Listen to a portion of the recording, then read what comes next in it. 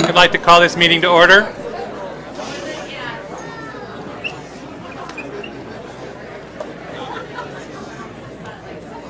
I'd like to call this meeting to order, please. Thank you. So we'll start with roll call to my left. Jamie Appleton, Scholar Representative to the Board from Thomas Jefferson High School. Hiroshi Eto, Director, District 5. Lakeisha Phillips, Director, District 3. Claire Wilson, Director, District 2. Jeffrey McAnalloy, Director, District 1. Tammy Campbell, Superintendent. Logan Fraser, Scholar Representative to the Board, Federal Way High School. And now if you all please rise for the presentation of the colors by Federal Way High School JROTC.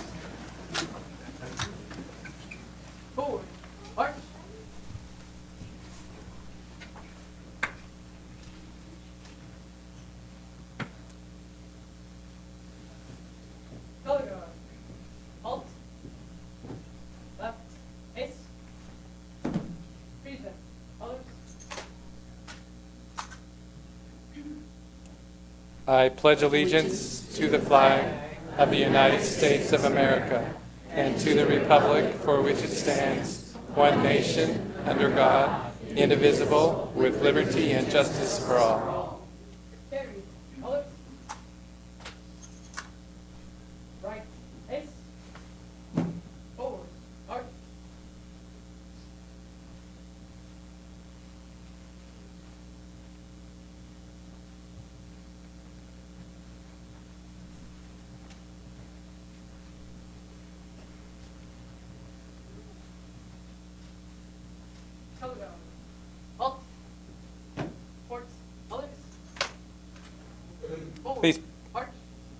Please be seated.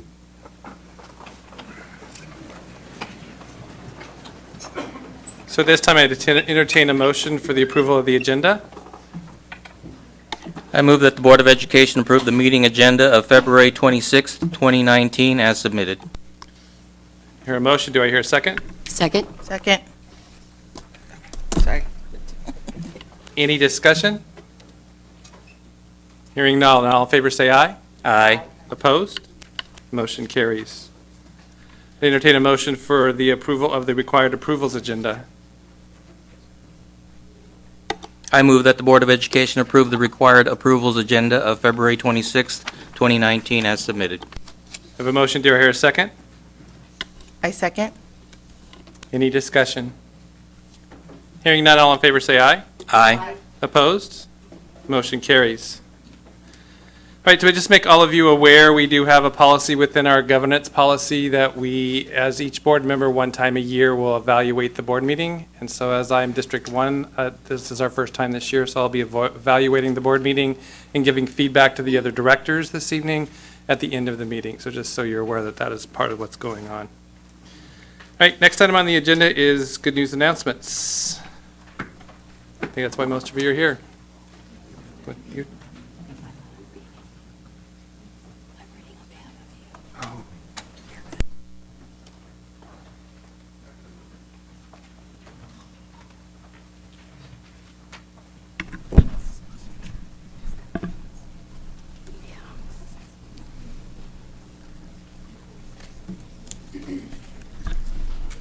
All right, I get to start us off here. We're proud to announce Federal Way High School has been recognized as an AVID School-Wide Site of Distinction for the 2018-2019 school year. This is in addition to being an AVID National Demonstration School. AVID, which stands for Advancement via Individual Determination, is a national college prep program designed to increase the number of students who enter four-year colleges and universities. National school-wide sites of distinction are exemplary models of the AVID college readiness system. I'd like to call forward staff who have worked so hard on these efforts. Principal Dr. Matt Oberst, Karen Weberg, Sue Clark, and Susan Hundrup. If you are here, please come forward.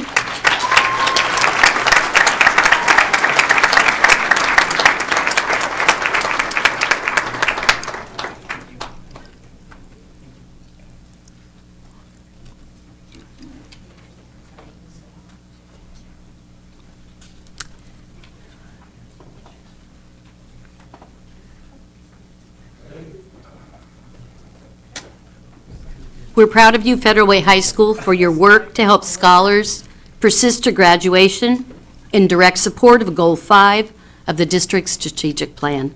Congratulations.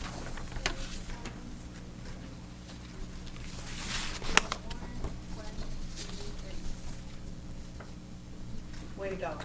Nicely done.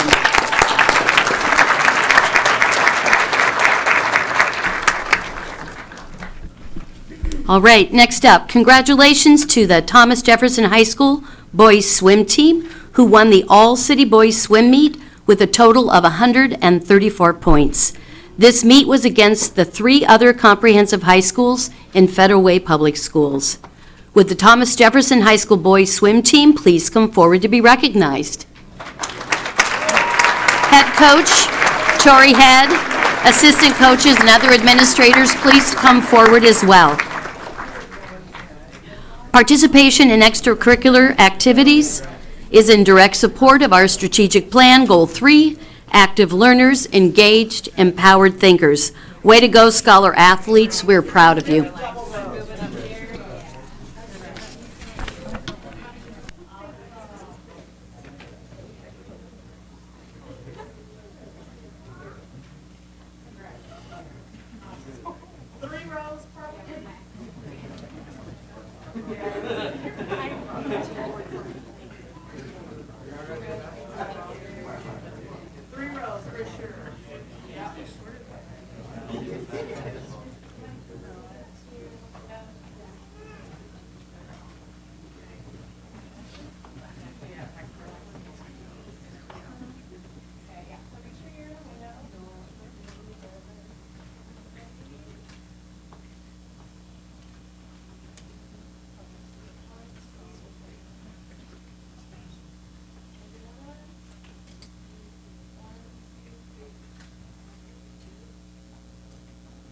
Way to go, Raiders.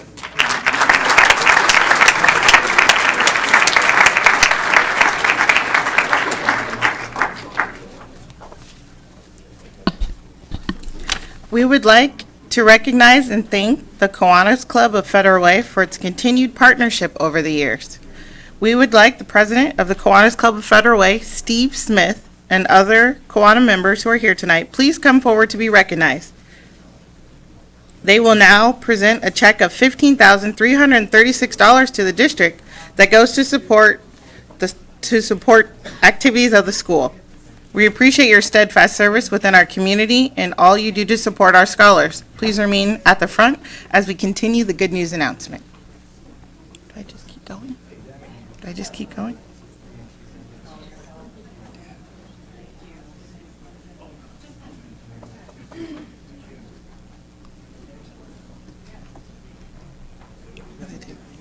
Keep reading it. As a part of this partnership, Federal Way Public Schools commits to donating 25% of the amount received from the Kiwanis Club of Federal Way to the Bridging a Gap program. We would like Valerie Danforth, president of the BAG program, please come forward so the district can present a check of $3,841. The check would have been larger, but the board didn't get enough hot dogs.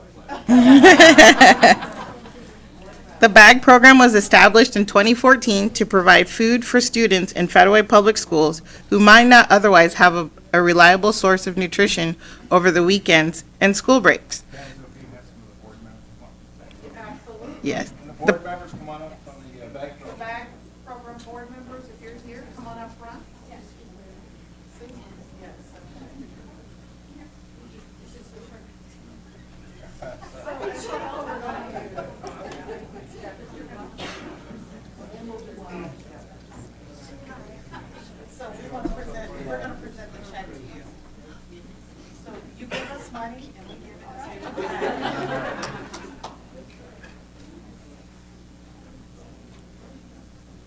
program continues to grow and expand thanks to a strong partnership with the school district and many community partners.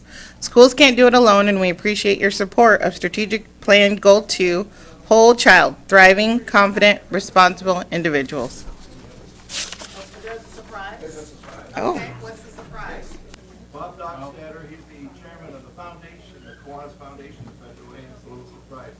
We have, in addition to Kiwanis Public Federal Way, we have a very, very small 501c3 foundation that is a companion to the club. And at our board meeting a few weeks ago, we looked at opportunities we had to use grants and work across the community. One of our members passionately talked about his experience with band and orchestra through high school, junior high, and elementary school, and how the school had to be able to instrument for him to use as trade. Okay. People in here, $500 check for it, used to purchase band instruments, band orchestras. Awesome. Good deal.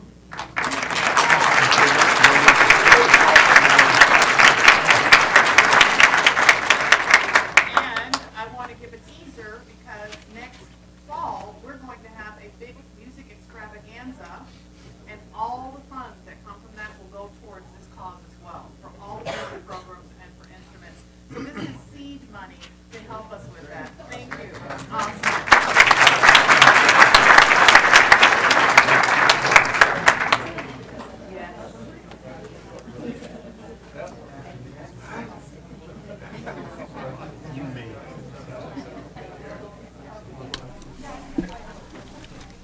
The scholars and staff at Woodmont K-8 have an exciting achievement to celebrate. 100% of Woodmont classrooms have earned the first banner for Woodmont K-8 Attendance Rocks. In addition, 5 classes met this goal at least 3 times before winter break. ROCKS stands for Ready, On Time, Committed, Keeping Track, Successful. Each classroom has a banner they fill with a letter each day for all scholars who are in class, on time, all day. With the scholars here representing the school, please come forward to be recognized. Woodmont K-8 staff are welcome to come forward too.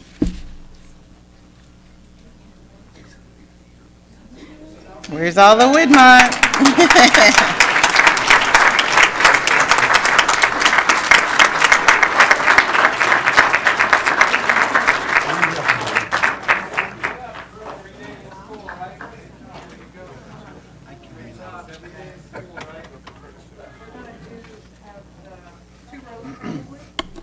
Perfect attendance is support of the district-wide emphasis on Goal 2, Whole Child, Thriving, Confident, Responsible Individuals. Thank you to Woodmont K-8 for making attendance and student success a priority.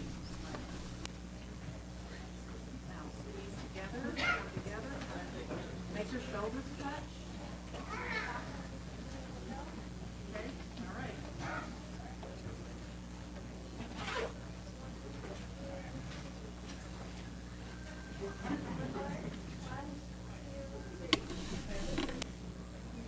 Way to go. Way to go.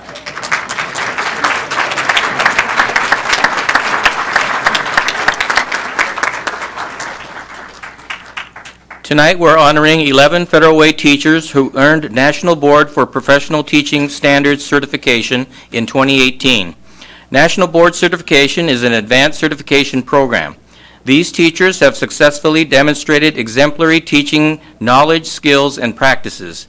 The National Board candidacy process is demanding and has numerous benefits to students as teachers become more self-reflective about their practice and increase subject area knowledge. Teachers, when I read your name and certification area, please come forward to be recognized.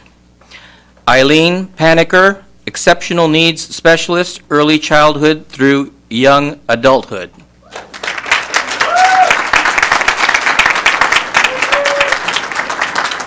Amanda Smith, Generalist, Middle Childhood.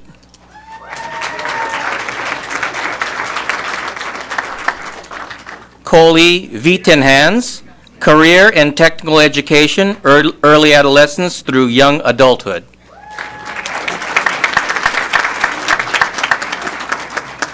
Diana Evans, Exceptional Needs Specialist, Early Childhood through Young Adulthood.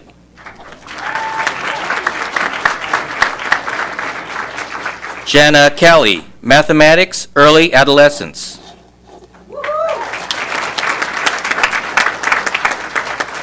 Jessica Kokenauer, Generalist, Middle Childhood.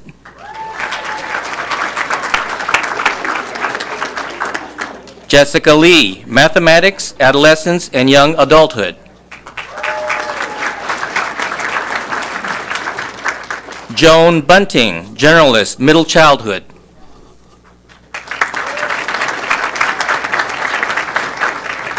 Kylie Bertram, Science, Adolescence, and Young Adulthood.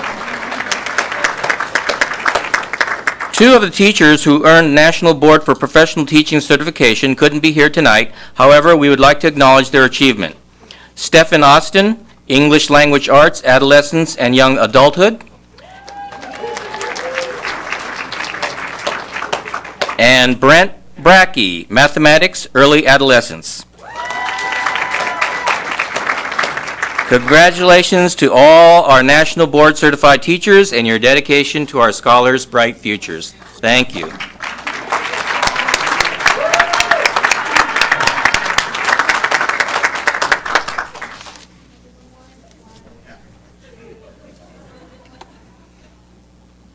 Thank you. Awesome teacher.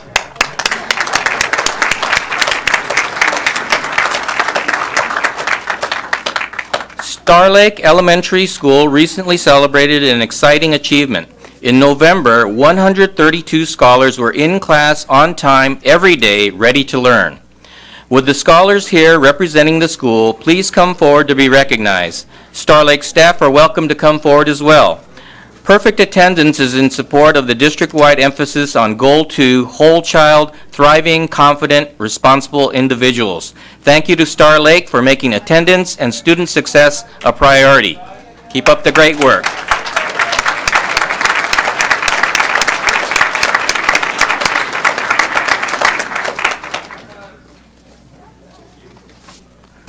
You can't learn if you're not at school. You're halfway there by showing up. We love it.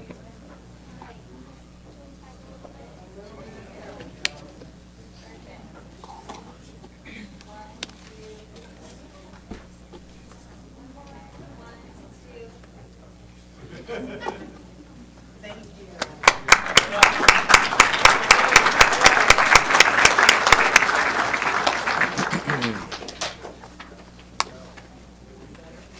Because of you?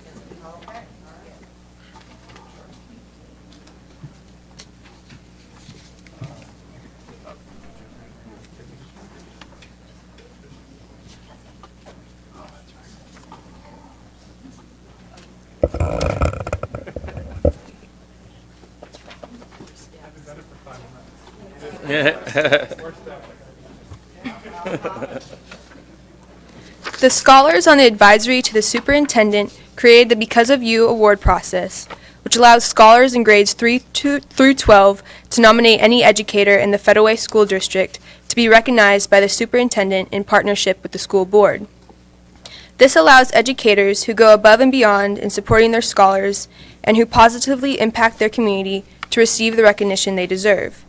Every month, all the nominations are reviewed by the advisory to the superintendent officers, and the most impactful nominees are chosen for this award. We will now acknowledge our Because of You award recipients. When the students who nominated the recipients' names are read, they are welcome to come forward and stand at the front as well.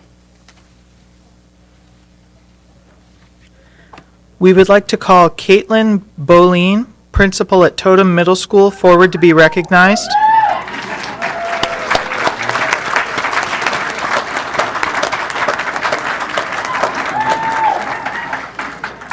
She was nominated by Priyanka Mungra. Priyanka said one of her favorite memories is from leadership camp. When the group had to create a play, Miss Boleen suggested restorative practices as a theme, and the scholars recreated the Lean on Me song. Because of you, Priyanka says she is learning how to become a great leader.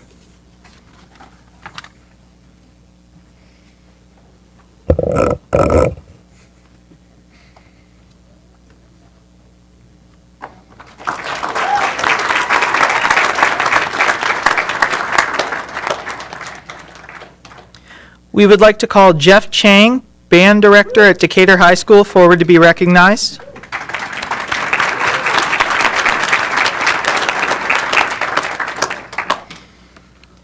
He was nominated by Alicia Geimer. Alicia shared Mr. Chang has involved the band in many musical and cultural experiences. Alicia said her favorite memory is when Mr. Chang took a group to Central Washington University's Wind Festival, where they performed with some of the best high school bands in Washington. Because of you, Alicia says her life is enriched with music of high caliber and opportunities to excel.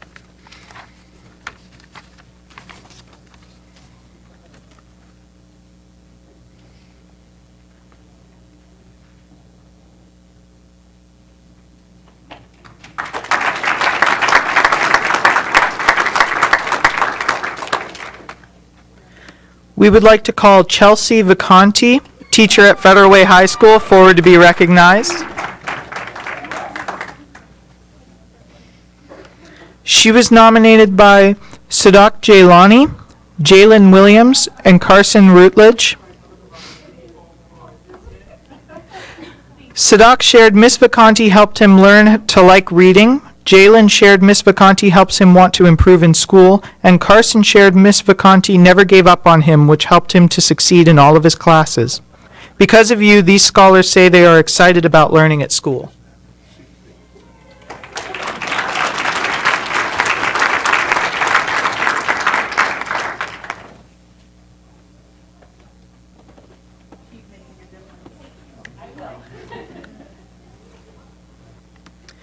We would like to call Pam Ash, teacher at Federal Way High School, forward to be recognized.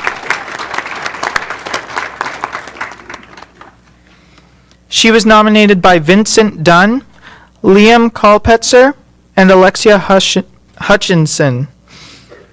Vincent shared his appreciation for Miss Ash teaching him life lessons like how to pay bills, rent, and handle money and checks.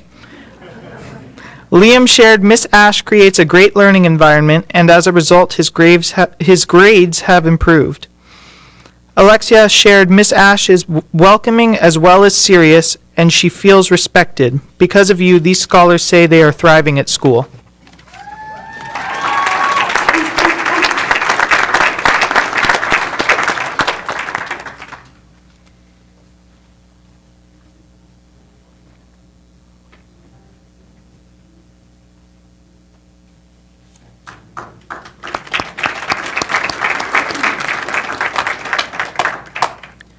We would like to call Ryan McKenna, security officer at Federal Way High School, forward to be recognized.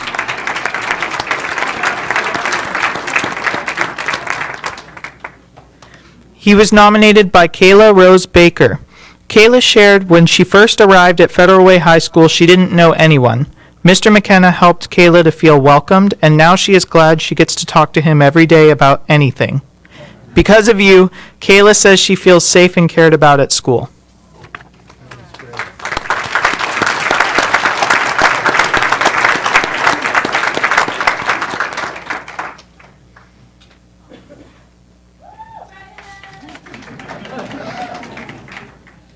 Finally, we would like to call Master Sergeant Will Smith, AFJROTC instructor at Federal Way High School, forward to be recognized.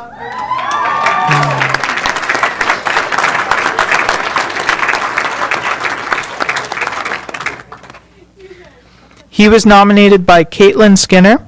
Caitlin shared Sergeant Smith is very dedicated and takes time out of his day to give the class many opportunities to learn and grow. Caitlin states that Sergeant Smith has taught them to be good leaders and to have discipline. Caitlin appreciates that Sergeant Smith gives the class a place to laugh and a place to love. Because of you, Caitlin says she has found a place to belong.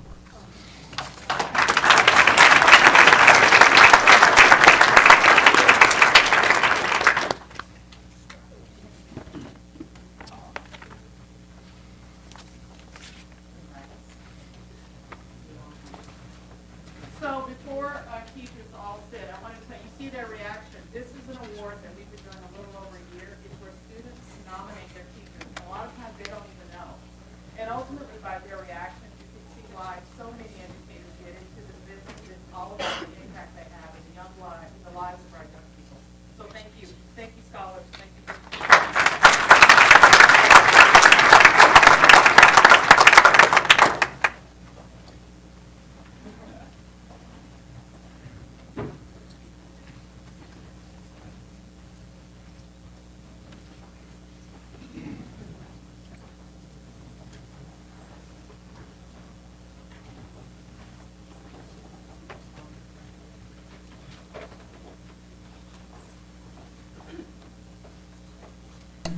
Yeah, we'll give everybody just a second to leave. Those of you that are still here, there are some empty seats up front if you'd like a place to sit.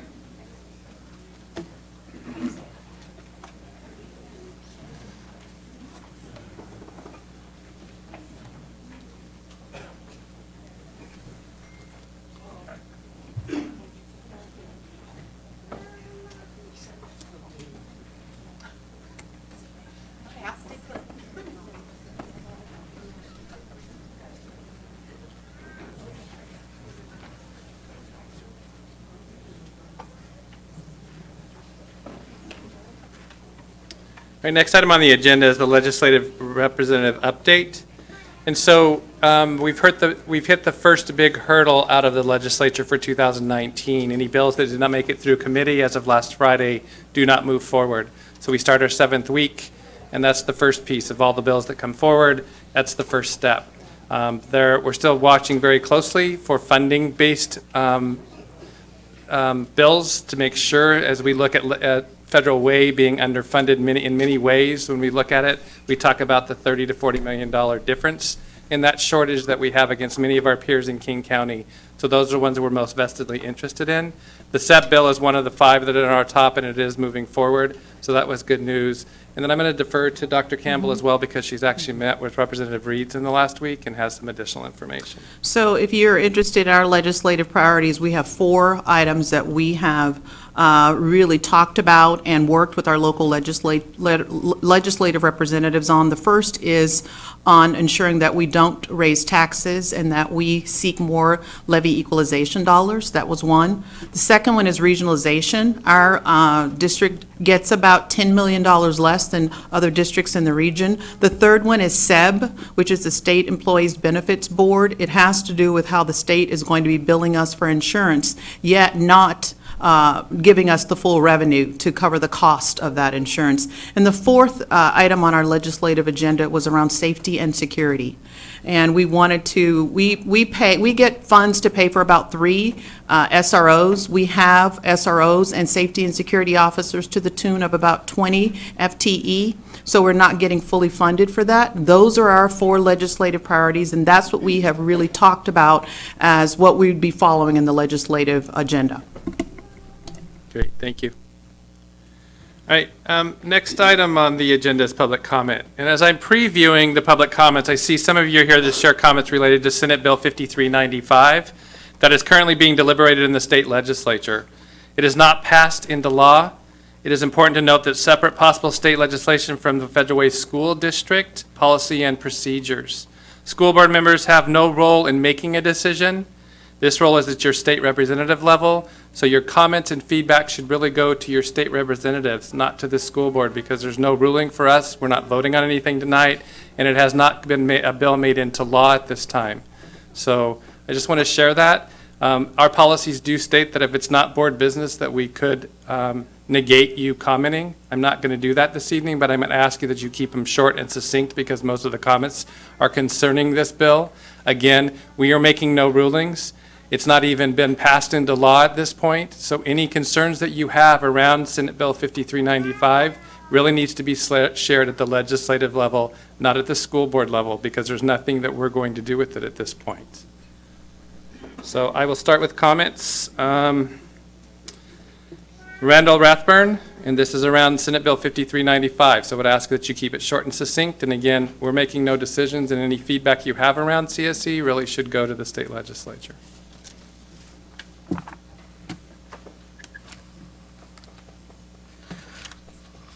Good evening, Board President McElhoney.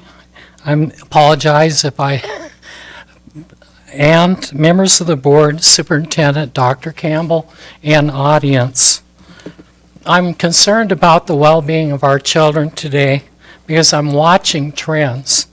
I am a research mathematician. I'm published number theory. I'm also a retired aerospace engineer. In 1999, I was formally asked by members of the Mathematically Correct group to address the failing children's scores in California. We were headed up by a Nobel Prize winner, I was tapped because I had a paper released by Math Association of America while I was still in college. Our group worked 2 years on this syllabus. We put all our effort in. Our team members include some brilliant people, Scripps microbiologists, also Silicon Valley entrepreneurs. When we submitted that syllabus to the Department of Education, the Secretary, Delane Easton, turned us down, said, sorry, you don't know about education. We're the teachers. This was quite a shock to us. I realized at that moment our country was in trouble. Fast forward, I'm concerned about a trend I see happening right now. It's the increase in STDs across our nation. I pulled up 1994 through 1998 census figures from the Department of Census and found a 230% increase in unwed mothers, single-family households. I saw a 430% increase in STDs. I have to ask the question, what are the trends telling us? Also, we need to examine the foundations. What are we building on with comprehensive sexual education? Now, I must make a statement, and I'm going to be responsible here, but the foundation of comprehensive sexual education in America was laid by Alfred Kinsey. But unfortunately, the data that he used was obtained by children who were forced to have a sexual experience. And I have to ask us all, is this any way to treat children? How can we even trust the data? I have a report from the UK government 3 minutes, committee. sir. Thank you. Your time's up. Sorry? Your time is up. Thank you. Thank you for listening to my comments. Thank you. Thank you.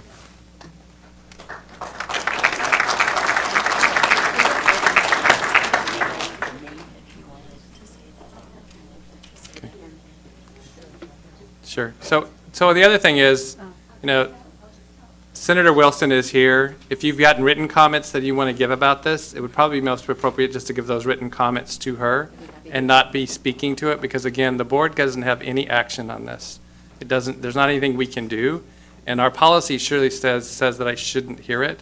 I'm allowing it because so many of you have come, but it really needs to go to Senator Wilson in her role as a senator at the legislature, as that's the Senate Bill 5395 that's being heard. So if you've got written comments, I'd recommend that you pass and give them to Senator Wilson or take them over to the secretary, and she can pick them up, and that'll be feedback that you can give to her, because that's where it is most appropriate. So are you Dr. Constance Sims? No, my name's Erin McLean. I was going to defer my time to Randall to give him extended time. No, we don't. It's 3 minutes per person. Okay. Okay, thank you. Dr. Constance Sims? Again, this is on 5395, so I'd ask that you keep it short and succinct, please. My name is Dr. Connie Sims, and December 31st of 2018, I retired after 57 years as an educator. So this is an important opportunity for me to talk. I understand that this bill is in the legislative stage and has not been approved, and at this point, as a board, you have nothing that you can say about it per se. But there is always timing about when the public and the nation and people can have a voice as to when you say. And once something is approved, it's too late. So the point of sharing this evening is to talk about the fact that, yes, turn it over to the legislator. That's important. That's not, I didn't mean to say important, but that's leading it. However, if it gets approved, then as a board, you will have an opportunity to make some decisions about the what and the how, not necessarily the mandate of what it is that you will do, but you will have an opportunity to have some say about the how of which it is done. And so I'm here to share, if it comes to that point, the importance of understanding that with young children, there is age appropriate and there's developmentally appropriate. And there are some things in this particular program that are appropriate at various ages to hear. So my comments are to thank you for allowing for things to be said, and if it gets to be a point where the superintendent has to follow through on a legislative mandate, that we think very carefully about the how and the what and who and when and where. Thank you. Oh, I have one other thing to say. One of my favorite things is a quote that I have, and it says, children are living messages that we send to a time we will not see. The decisions that are made are lifetime. So we need to be careful. Thank you.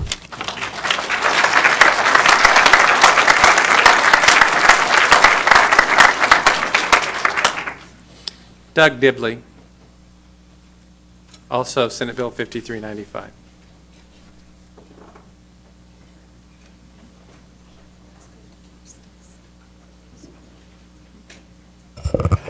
Good evening, Board President McAnally, members of the board, and Superintendent Dr. Campbell. I understand your comment that these remarks don't really apply, so I'm going to defer my prepared comments and just say that I think that you really need to look at the settled science regarding the contents of comprehensive sexual education and what works and what doesn't work for kids.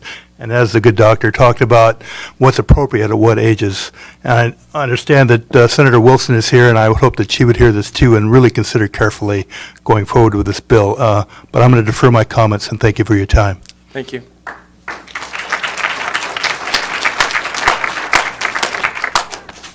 So Sam Rice, I see that you actually have written comments. Are you going to just defer it and give that to Senator Wilson, or did you want to speak? Okay, so just short and succinct if you would, please.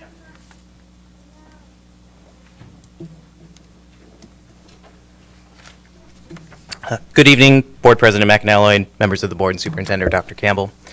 My name is Sam Rise, and I'm a middle school teacher at Taffetsa-Holly. I'm also the middle school representative on our local, the Federal Way Education Association.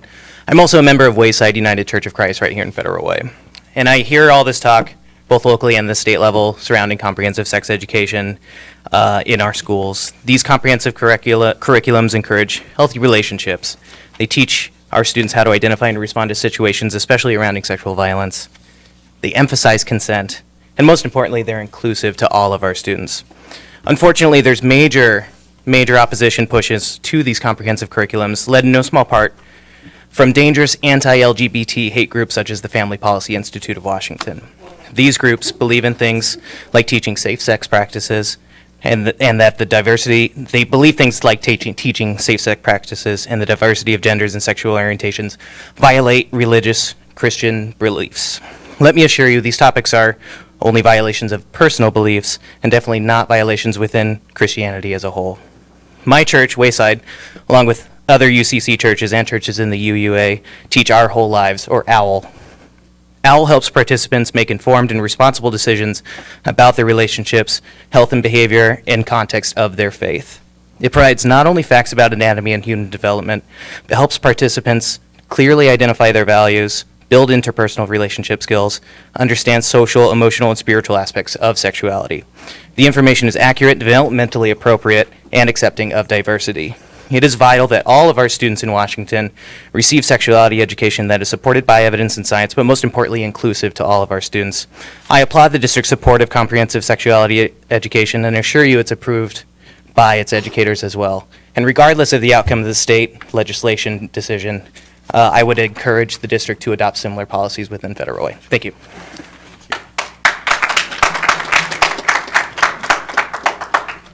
James Hansen, also Senate Bill 5395. Short and succinct, please.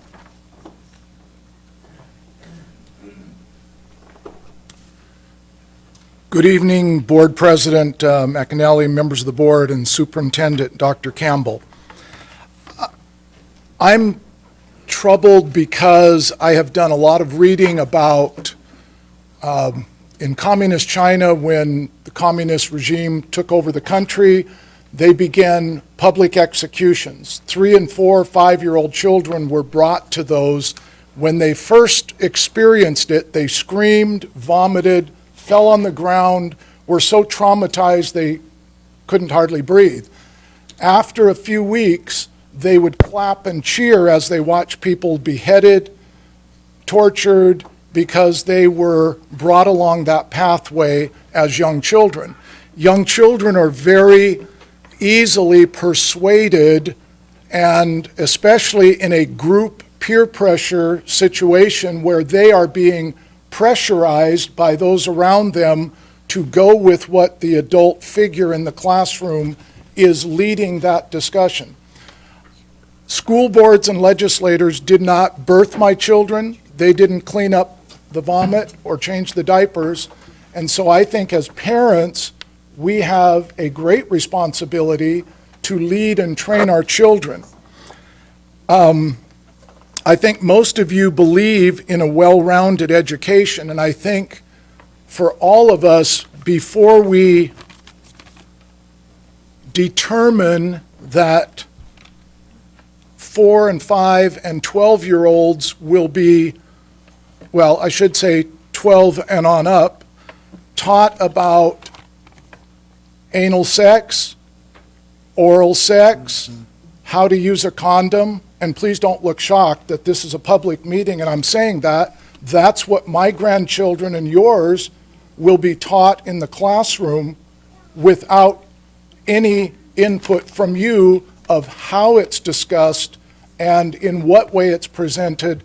And because I've read how it will be taught, the peer pressure will be enormous to not go against that dialectic, which is the small group.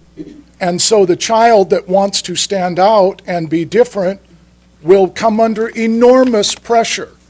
And I think that that is something that cannot be ignored. I love every gender, age, color. This is not about hate. This is about who has the right to create the situation in which our children will be educated or will be subtly demonized in a peer pressure situation.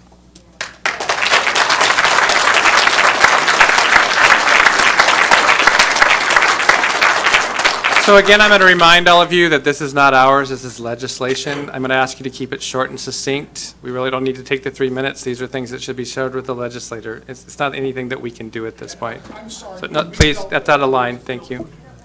Susan Hastings, also Senate Bill 5395.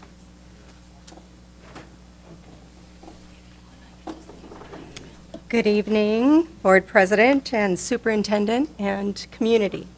And while it probably isn't something that you can do anything about at this point, I have no doubt you will be faced with decisions to make with regard to it. And it's important to you to know, for you to know, as a school board, how your community feels. So I would say children are so easily influenced that even police who question a child regarding a crime must do so in a way that does not damage the child's credibility. I.e., the form of questioning in an interview could influence a child to get them to say they saw things that never happened, strictly by the way that they present it. The influence an adult has in the life of a child is paramount to the development of their identity. I do not understand why we would create a curriculum for children in grades 6 through 12, much less K through 5. Would this not be the job of the parents at this young age? And just the suggestion of some of this type of material can affect a child for the rest of their life, confuse them, and twist the way they see themselves and those around them. I'm telling you, this in itself is abuse. If I did this to somebody else's child, it would be abuse. To require a parent to attend a class in order to opt out of a curriculum puts undue stress on families, whether they be a single parent trying to make it, two parents, or two parents who both work and now they have to go to a class to say, I don't want my child to be part of this. Why wouldn't a parent just be able to say no thank you and have that be enough? This is still America, and if someone wants their child taught something, they're free to do that. At the same time, they do not want it taught. They should have that same freedom to say, I don't want to be a part of this. The bill that addresses this curriculum states that it must be medically and scientifically accurate. Who is the expert saying this is medically and scientifically accurate? Because I've read many studies stating otherwise, and I have them with me. Our teachers currently struggle just to have enough time to teach children the basics, the reading, writing, arithmetic. Ask any teacher, due to the requirements of other things that must be taught. This is not a bill for us, and it should not be a curriculum for our children.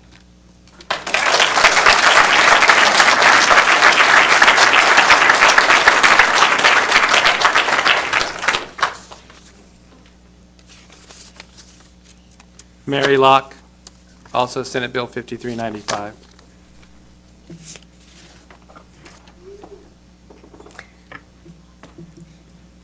Hi, I'd like to say I moved out of Seattle because they have school-based clinics. And I moved out of Seattle because they had school-based clinics and they gave birth control to students. So I'd like to say right now that I hope Federal Way does not get a school-based clinic anywhere in any of its schools. Okay, my comments today are about the problems with opting out of comprehensive sex ed. At age 12, I opted a child out of sex ed. After the comprehensive sex ed class was taught, the other students were cruel and they teased my child for missing the sex ed class. So the other kids noticed when my child missed the class, and my child got teased. That was a traumatic day for a 12-year-old. The opt-out of comprehensive sex ed does not work. During the time my children were at school, most of the time I did not get notifications about the chance to opt my children out, and they were exposed to inappropriate curriculum.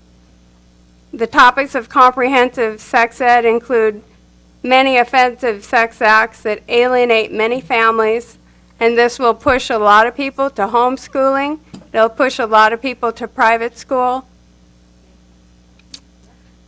You've got to make the school welcoming for everybody, accommodate all family types, not... Okay, the emphasis on condoms promotes promiscuity at an early age. That's bad for everybody. I'm asking you to put parents in control and make it the rule that parents need to opt in to get their child into sex ed. I recommend opt in for sex ed.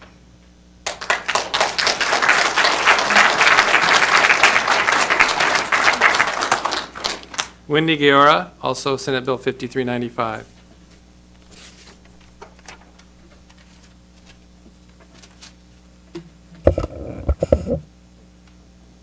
Good evening, Board President, members of the board, and Superintendent Dr. Campbell.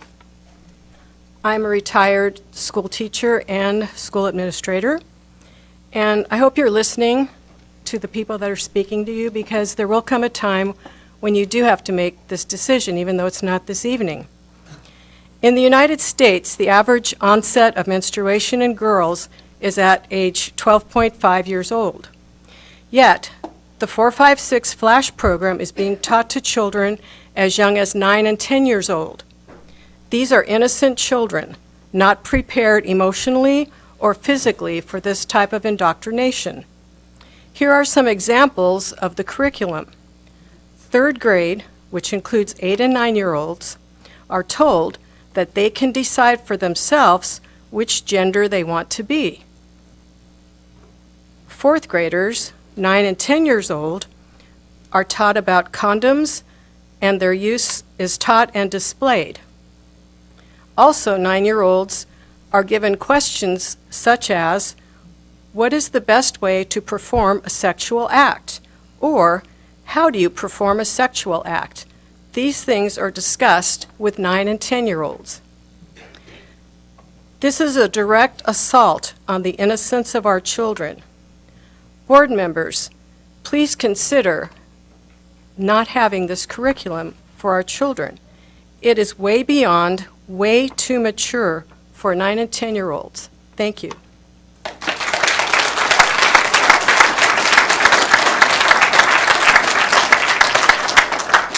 Judy Chaplin, also Senate Bill 5395.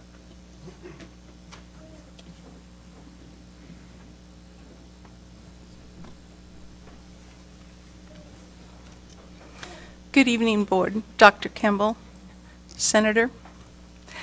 I'm going to cut this really short. We're talking about future things, but let me tell you a current event. Lakota Middle School teaches their students the 5 to 6 steps on using a condom, starting with the date and the condition of the package. Parents aren't consulted. It's part of the PE class. One of the things in considering it is to ask who developed the curriculum, who will benefit from the curriculum, and who is funding it. Will somebody benefit by increased pregnancies, increased STDs and STIs? It's just like a dentist handing out candy to middle schoolers for a long time. If he's in a small town, he'll benefit from his contributions. Find out who's going to benefit from the contributions, who is behind it, and who is funding it. I'll keep my comments short. But there are current events that I just want to see a show of hands of people who are here tonight concerned about sex education in our public schools. Would you please raise your hand? You are not alone. So really consider what's going on, and we're going to stand for it because it says if anybody causes one of these children to stumble, it would be better for them to have a millstone tied around their neck and tossed into the sea. There are consequences to the decisions we make.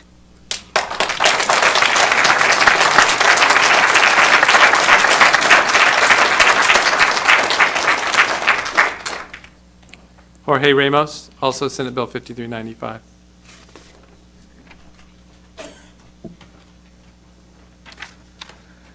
Good evening, Board President, members of the board, and Superintendent Dr. Campbell.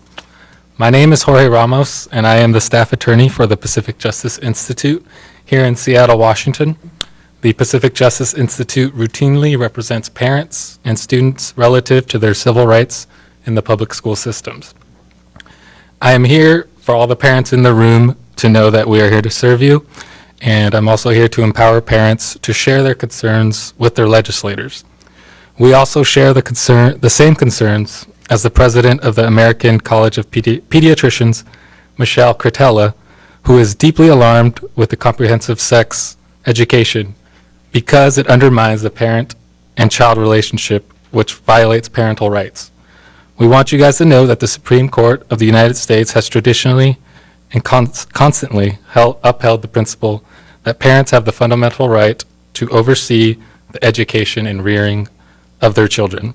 A review of the cases taking up the issue shows that the Supreme Court has unwaveringly given parental rights the highest regard and protection possible.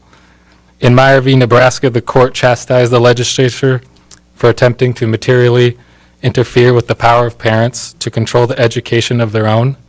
The court emphatically affirmed that the Constitution protects the preferences of parents in education over those of the state.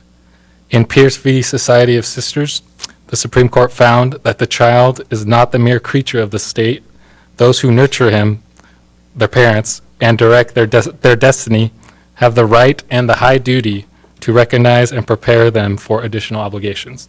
And lastly, in Wisconsin v. Yoder, the court reasoned that the history and culture of Western civilization reflect a strong tradition of parental concern for the nurture and upbringing of their children. This primary role of the parents in the upbringing of their children is now established beyond debate as an enduring tradition. As these cases demonstrate, the constitutional right of a parent to direct the upbringing and education of his child is entrenched in U.S. Supreme Court case history. Sadly, there are politicians and those in the elite educational establishment that do not agree with and will not consent to these fundamental rights of parents. Some of the material in the comprehensive sex education curriculum reflect this disrespect for parents. We must commit ourselves to bringing these rights back. If we fail in this, we will have failed our families. And on behalf of the Pacific Justice Institute, we thank you all for your deliberation and service to the community. Thank you.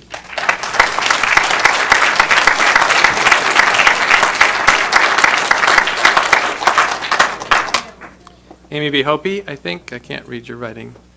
Senate Bill 5395. Hi, my name is Amy B. Hope. Hello, everybody. I'm a teacher. I've been teaching for 16 years, and I feel it is not my job to take on the moral responsibility of the parents at this point. I think that there are other ways that this can be approached, and I agree with the opt-in option. Thank you very much.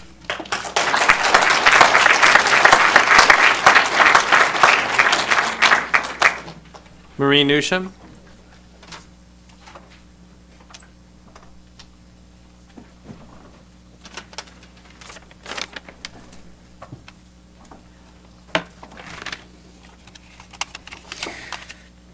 Good evening, Board President, members of the board, and Superintendent Dr. Campbell. My name is Marie Newsham, and I am a parent here in the Federal Way Public School District. I also attended Federal Way Public Schools for most of my education. I apologize, I do not have eloquently prepared remarks, but I wanted to speak today in support of the comprehensive sexual education that the district provides its students and scholars. I appreciate the inclusiveness that it has and the efforts of our educators to provide information that our scholars can use in their daily lives and the support that they can have in their classrooms and communities. So thank you. And I just, having gone through the sex education here myself 30 years ago, I am pleased at the education that I understand we provide today, and I'm looking forward to my own children receiving that education when they are old enough for the curriculum, which I understand will be very soon. So thank you for everything that you do and providing the comprehensive and inclusive education that you do. Thank you. Richard Conant.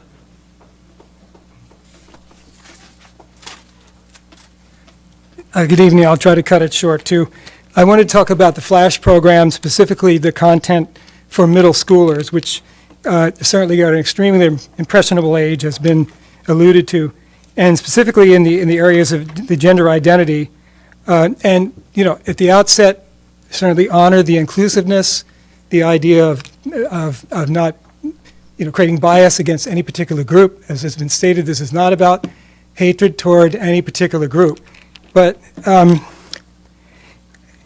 in terms of the content on sex and dating given to, you know, young children, statistics show, or studies have shown, that the vast majority of these kids are not sexually active, maybe as high as 90% are not. So you have to question the appropriateness and the need. Why is there a need to teach children details about sex at such an early age?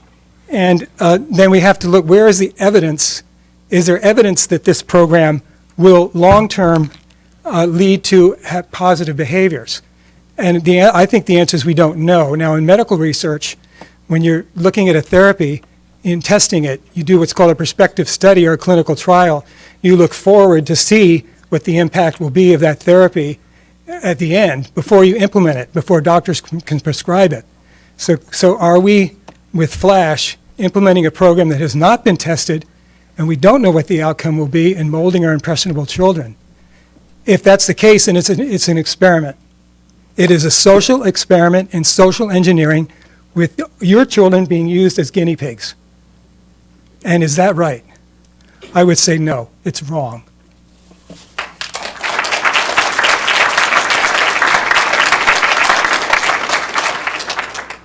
Patricia Conant, also Senate Bill 5395. Actually, I'm not speaking about the bill. I'm speaking about the sex ed program that we have here in Federal Way already. And with my investigations, I understand that what we have here already is pretty much what the bill would do. So I would like to speak to what we do here in Federal Way. That's what I feel concerned about. I wanted to mention that the Pacific Justice Institute offers free services to parents, so if you feel like something's wrong and something's been done inappropriately for your child, to contact Jorge, and they support you for free. They will do cases for free. So please get in touch with him. I'd like to say that 30 years ago, the sex ed was way different than it is now.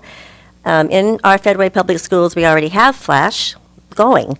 And I talked with the directress of the curriculum last spring, and she said that they were deciding over the summer and had done so, that we have Flash already implemented in our school. That's incorrect, but that's an incorrect From fifth grade in up, isn't We haven't, it's being piloted, and we have not started teaching it yet, so that's why. anywhere yet? It's not being taught yet, and we're not teaching the whole curriculum. There are only certain lessons out of it that we're being taught. Okay, I think it would be lovely, it would be really important to know what is being taught, because the actual Flash curriculum is very explicit. It's, as people have described, it's extremely explicit. I encourage you all to read it, and I encourage you all to go to the Seattle King County Public Health site and look up Flash and read it. What you can find there and other places, I would encourage us to have it listed on our some way to find what is being taught here. Because I did search the website and I did not find anything, and I didn't find even when the curriculum night is held. Last spring, I did find it. It was on, but I didn't find it on the website. In fact, it wasn't listed on the calendar, and it wasn't listed on the site that talks about the curriculum night when parents go and view the sex ed curriculum. It wasn't on the site, and I called to let people know so that it could be put on the site before the meeting time, and it was not put on the site. And this year, I've looked on the website, and it's not listed at all that I can find it. So unless I can't find a page about curriculum night, I can't find it on the calendar in any time. So I think we need a lot more transparency. I'm kind of getting out of order here of what I wanted to say. I'm concerned about the general sexualizing of our children. We have it in movies, we have it on TV, we have it everywhere in our culture. And to put more and more sex into the minds of our children, more and more sex at school, what is in the Flash and No curriculums, both of those written by the same people, which we're using here,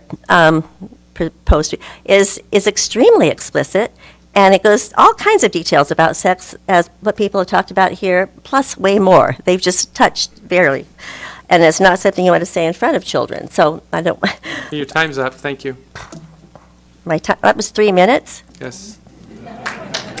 Good Lord of mercy. I'll be back. I have a lot more to say. Please check out this curriculum. This is the HIV curriculum. Time's up, please, thank you. And you're out of welcome to order. come You're look out at of it. order, thank you. Oh, sorry, excuse me. Erin McLean.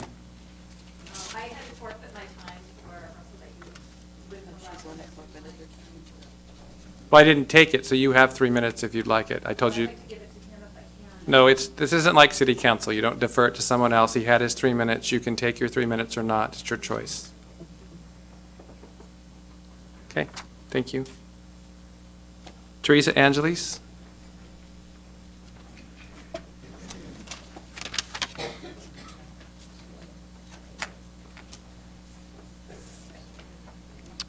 Good evening, President, members of the board, and superintendent. I appreciate you letting us come and speak. I am an elementary teacher of many years. 6 of my children are now grown, went through the public schools here. I appreciate what they received. I have studied the comprehensive sex education pretty thoroughly, did read it through, took notes, and discussed it with others. I am very concerned about the sexualizing as well of our children. Again, it's in films, it's everywhere, on their iPads, it's everywhere. And I'm concerned about the sexualizing of our children at such a young age that it's destroying their innocence. And I think that it's affecting our entire culture. And I feel like we have to stand up so that you hear us. It undermines parental rights. It's almost that the parents have no rights almost in the schools at this point. So I appreciate you hearing us, and I hope you'll listen. Thank you.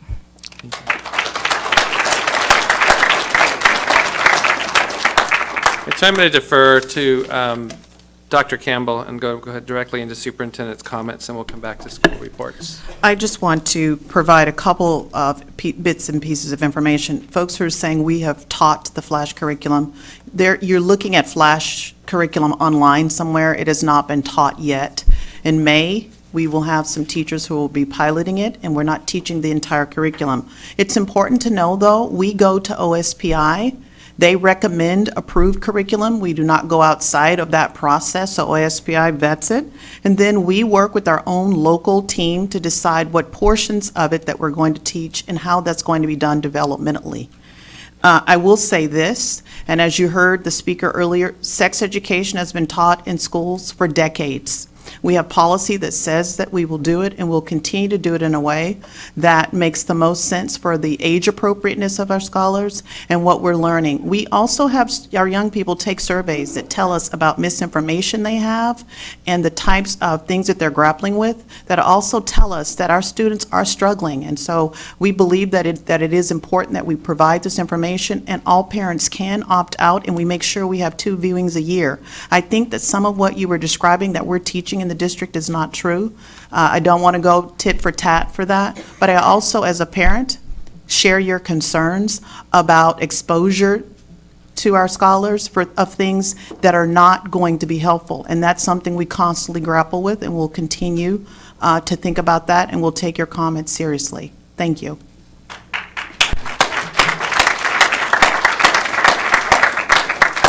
All right, school board reports. Logan, would you like to start us this evening?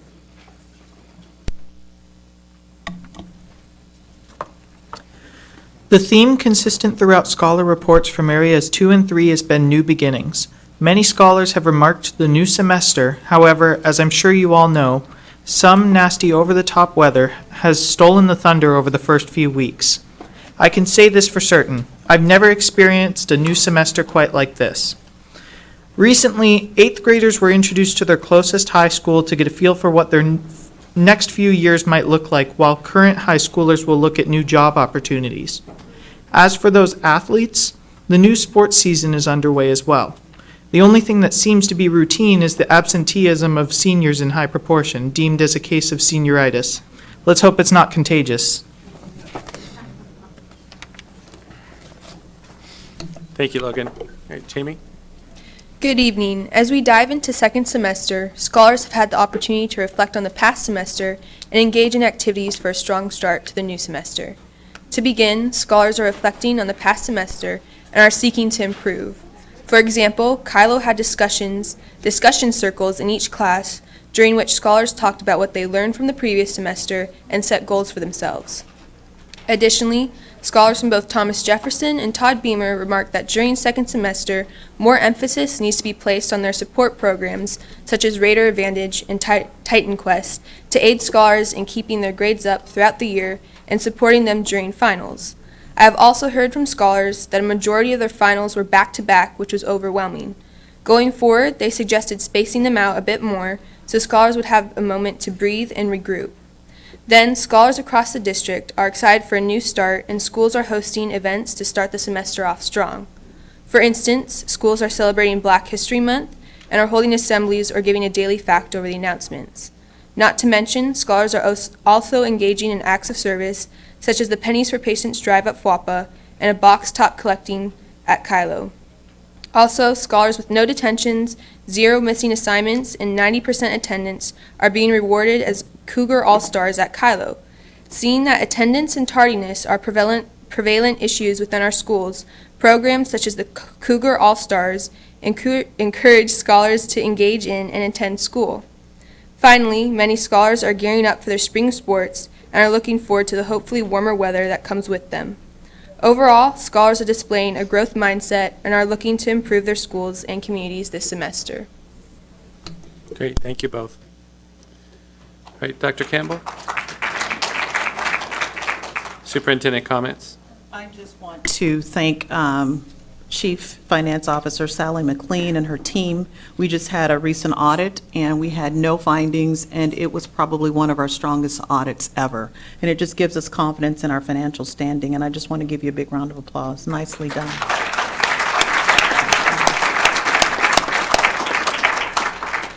I want to say we were at Federal Way High School today, where one of the scholar athletes was received the McDonald's Athlete of the Year. It's one of 24 athletes across the nation who receives that award, and really proud of him for his accomplishments. And I also want to thank Principal Oberst, who's here, because I know how near and dear the program has been to you and how much you've been a steward of the program at the school. So thank you very much as well. And lastly, I will say we're getting revved up for our State of Education. For the first time, we're going to actually do State of Education. We do it for the Chamber. Now we're going to take this to our larger community, where we will be sharing with you the work that's happening inside the district. We want to be very transparent about that work. We want to share with you what we're proud about, but we also want to share with you areas that we know that we can improve. And so we will invite and really encourage as many of our community parents, scholars to attend that event. So more to come. Thank you. Last thing, there was a reference of the comprehensive sex education being taught.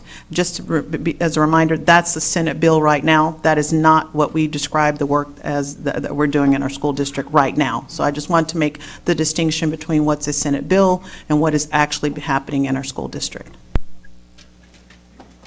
All right, school board comments. Director Wilson, would you like to start us? I will start. Thank you all for being here, and I know a lot of folks have left, but I know that they may be watching. So I really appreciate the passion, and I appreciate the information, and trust me, I listen, and I've listened, and I continue to listen. I've had a lot of folks call. I think there's only one person that spoke today that I actually have had a conversation with. So I am interested in hearing what you have to say. And there's been no decision that's been made at all. But what I will say is this is a request that came from OSPI because we do have a lot of issues in our schools with our youth, and our young people are asking for some help and some support. And so this is not a Federal Way issue. This is a state issue, and it is Senate Bill 5395, and if you're so inclined and would love to chat about it or find a time to meet with me about it, please feel free to email me, claire.wilson@ledge.wa.gov. I'm serious, because that's what I'm here to do, is to represent the 30th Legislative District, and that's all of the folks that live within. So I appreciate the time that people took today to come, and will continue to listen as I move forward with my 4 years. So I put my school board hat on back on right now, and I want to say that since being elected to the school board in 2011, I have had the privilege and have been incredibly proud to serve the scholars and the families, and to work with the staff and the school board directors here in Federal Way Public Schools. And probably the thing I'm most proud of is the hire of an incredible individual to my right, and that would be 2 seats over, and that's Dr. Campbell. And this district had been through a lot, ups and downs, and our kids are good, and our people are good, and our community is good.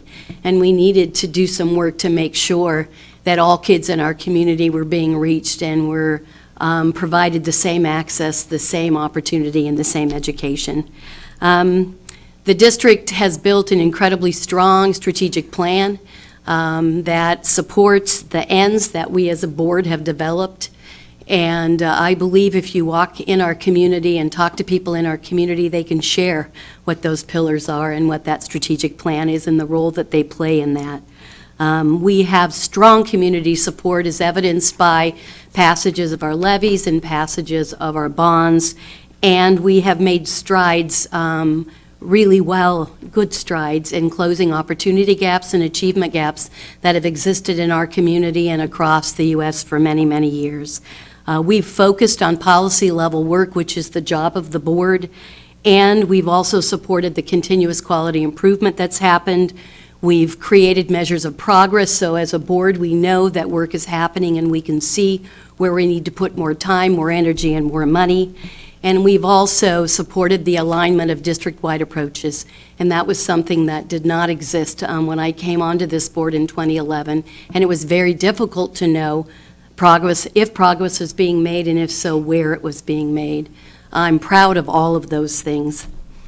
This November, I was humbly elected into the Washington State Senate, and I was sworn into that position on January 14th. And because of that commitment, as well as an opportunity to impact not only Federal Way Public Schools, but the greater K-12 and early learning systems statewide, I am resigning my position tonight as Federal Way School Board Director for District 2.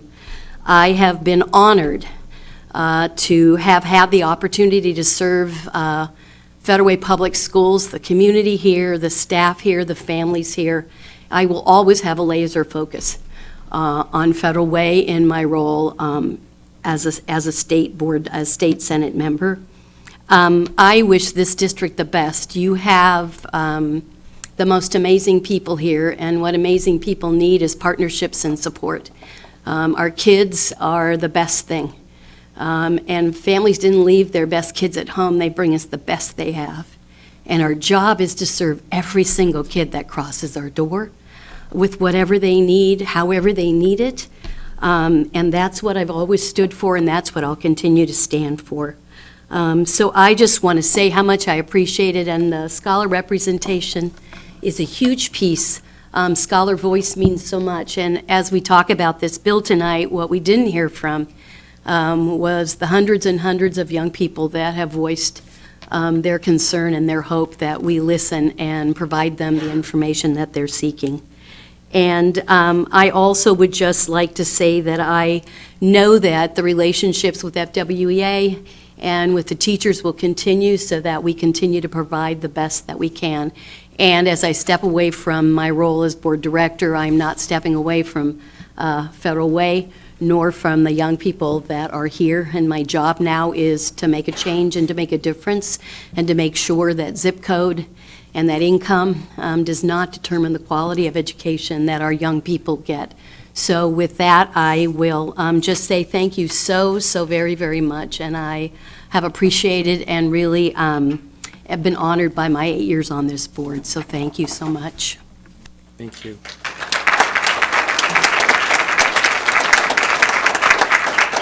So we went off of kind of our piece, and so because we did that, I'm going to stop board comments and at this time ask for a motion for Director 2 resignation. I move the Board of Education. Oh, wait, you're right. All right, so if we do that, then she can't vote, so we're not going to do that right now. We'll wait and sustain it until the end of the meeting where it is in the piece. So thank you for saying that. Yep, that's good. All right, so Director Phillips, comments? Let's see. I just want to say thank you for everybody that has shown up tonight. As a mom, I have kids that are currently in the school district. At every level, I've had kids that are in high school, so thank you, Dr. Oberst, for all your work over there. I have left Dakota, and I've got elementary school kids and little ones. So I'm definitely invested in what we are producing and what we're going to produce in the long term. So I encourage and excited to continue to partner with you and hear what we're going to be presenting in our schools. And just know that I know our commitment is to continue that work together. So thank you. Thanks everybody that came. Director Otto? Well, because we do represent the community, I want to thank President McAnally for allowing the speakers to speak today, because they did feel passionate about this issue. And we wouldn't be able to come up with a lot of the thoughts that were conveyed today. So thank you for taking the time to come out and express your concerns, acknowledging the fact that this is still a item of legislation that hasn't passed. So I really appreciate the fact that you were given the opportunity to speak and that the board has the information that you provided. Thank you. Thank you. So my comments tonight are also to thank all of you for coming and sharing, but I would ask that going forward until it is a bill, that it has something to do that you start at the legislative level and not at the school board piece, right? We've got a really long meeting tonight. We're probably going to be here till 9:30 or 10. It'll probably be our record meeting for me and the 6 years I've been on the board. I also want to thank Sally McLean and her team. I sat through the exit audit, entrance audit, and the exit audit. There were comments about other districts around us that are not near as clean. And so in all the time I've served on this, it has always been explicitly clean. And another round of applause for the great work that you and your team do all the time to take care. And that's all on comments. So next is the design development and SEPA update for Mirror, Lake Grove, and Wildwood. Dr. Campbell? Yes. So there's a big team. There's a big team that's coming up. I don't dare try to introduce you all. You can do that at the podium.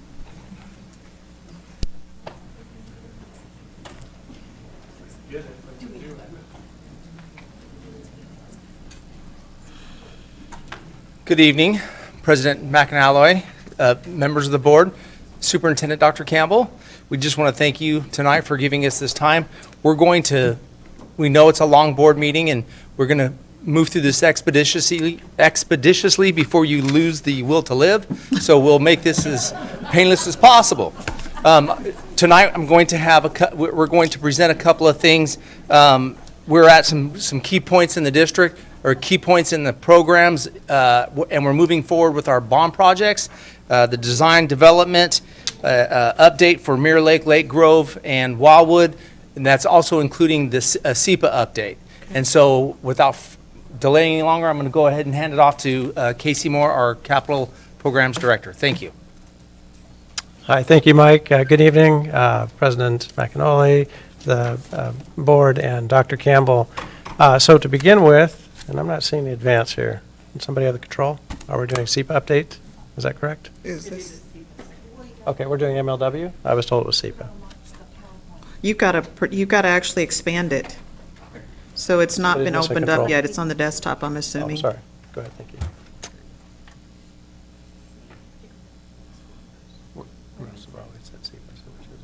Design. Right there. All right, good. So to start with, as Mike introduced, we have several milestones that we get to share with you tonight on the delivery of our capital programs. We've been here a number of different times, and we're progressively making our way through those programs. So tonight, the first thing we're going to introduce to you is where we're at in the development of the Mirror Lake, Lake Grove, and Wildwood projects. And we're at the second of 3 phases of the design process, which is referred to as design development. And with me tonight here is our architect, Rebecca Bayback with Integris Architects. And at this point, I'm going to hand it to her because she's got some fun stuff to look at. So, Rebecca. Thank you, Casey, and appreciate the opportunity, Superintendent Campbell and the board, to share with you some really exciting views of these 3 new elementary schools. Just get to my clicker here. So I'm going to begin by just reminding everyone about the design schedule. This is a big graph, and if you're not used to looking at it, I'm just going to point out a couple things. At the bottom, we have our overall design schedule. As architects, we go through many phases where we get more and more levels of information. We start looking at big picture and visions, which is what we shared with you at the schematic design level. And then we've been working with your staff to really get into the details and really looking at how the building's going to come together, and that's what we're going to share with you today. And then we're rapidly moving into the construction document phase, and we're going to be going in for permit. And this spring, we are going to be putting these projects out to bid and beginning construction. And this schedule just highlights all the groups that we are working with as we go through that process. I wanted to begin by reminding everyone about the overall floor plans of these buildings. The 3 elementary schools are very similar, and as we look at the slide, I want to orient you to the first floor of the building. Where the laser is just takes you right into the entrance of the building. And I have some 3-dimensional views of the building, so I'm going to go through this a little bit quickly because we'll have more opportunities to talk about the plan. But just to orient you, the entry comes right into this area that's kind of a pinkish color. That's the admin area with the front door really in keen view of all those coming to the site.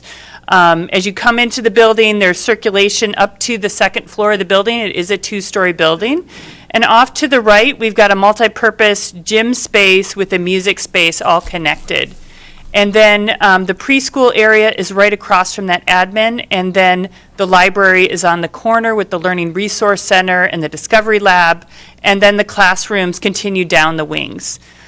Similarly, on the 2nd floor, we've got classroom areas. As you look at the floor plan of the building, the boys and girls in the toilet room are in the gray color that you see, and we have resource specialists available to all of our scholars that's located on the corner right above that Learning Resource Center.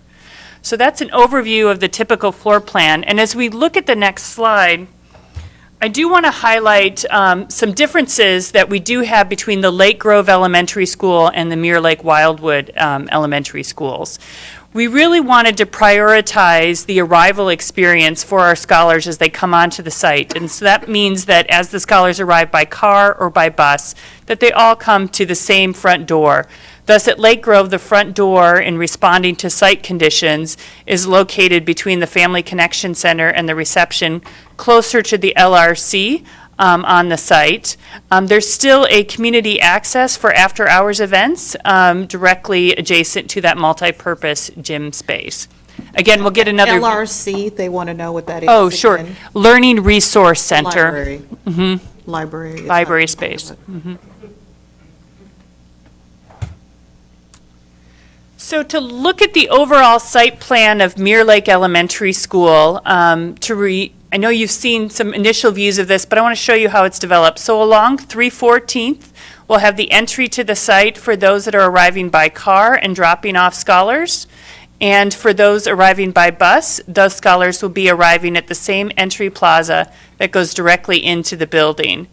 The building's also located to create a boundary with 6th Avenue and a nice sheltered area for our scholars to play. And we have available to them, there'll be playground area as well as grassy area. Similarly, as you look at the Wildwood plan, we have the separated entrances for those arriving by car and those arriving by bus. Again, all the scholars come to one central gathering area and into that main entry. And at the Lake Grove site, responding to the unique conditions with the elevated area on the site for the playfield, we have a parent drop-off area that's off to the left of this building and the bus area, but again, bringing all of our scholars to one point onto that site coming into the building. We've been working with the staff to talk about identity and really ways that we can personalize the building and really reflect the occupants for those facilities. So at Mirror Lake, they're the Hawks. So we're bringing the Hawks in at key areas within the building to really welcome people and to really provide teachable moments as they move throughout the site. And some of the ideas that we're talking about for those graphics include thinking about the life cycle of the hawk. What is their habitat? What are their flight patterns as they move through it? And how can we bring some of those elements into elements like into the guardrail pattern in the building? Similarly at Wildwood, we're bringing in the wildcats, thinking about how they move, the different stages of development, what are some of those key identifying elements for the wildcats. And at Lake Grove, we've got the leopards, and bringing that into thinking about the different types of species, how they interact and develop in different parts of the world, and bringing in subtle characteristics in that stair pattern. So as we get into some of these details, we wanted to show you what the buildings start to look like in 3 dimensions. So I've got a short video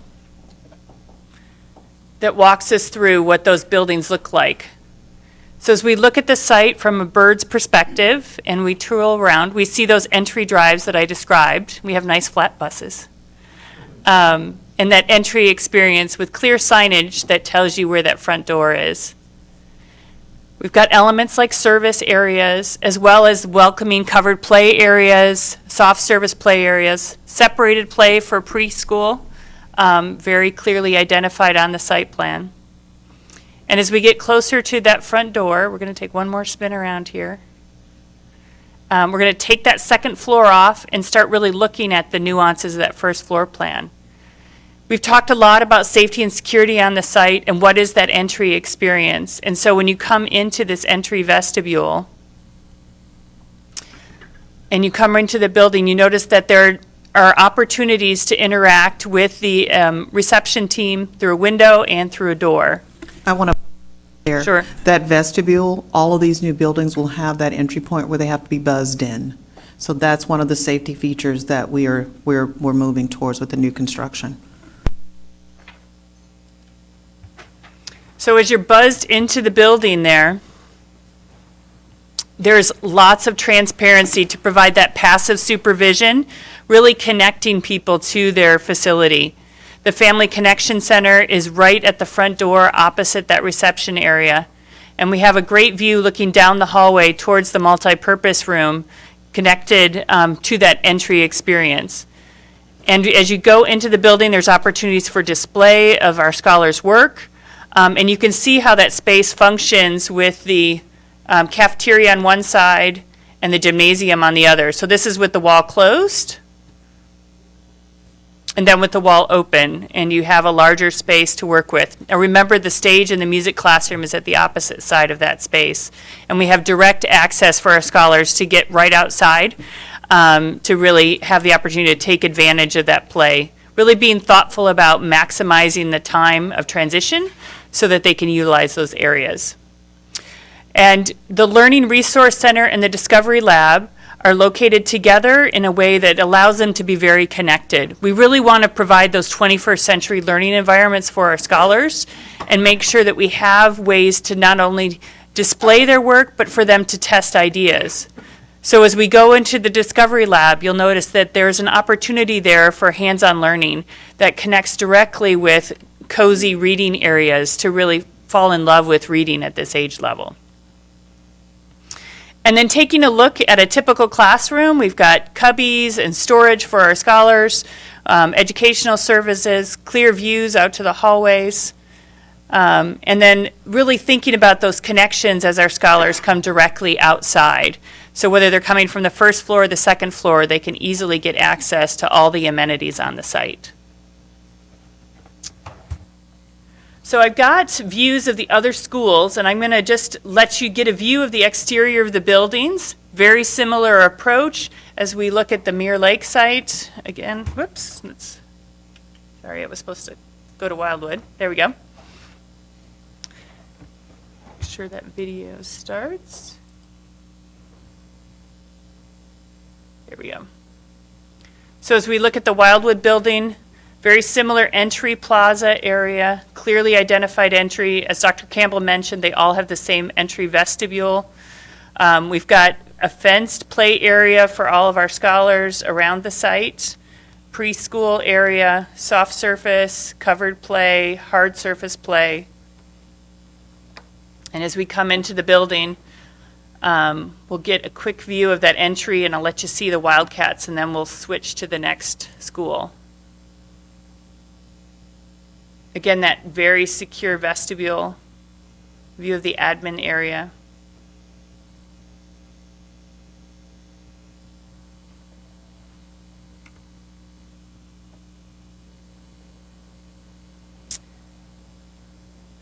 Notice direct connections and clear visibility with those stairs, and you can see the opportunity for those graphics as we welcome you to the Wildwood site. I'm going to switch to the next school and give you a quick view of Lake Grove.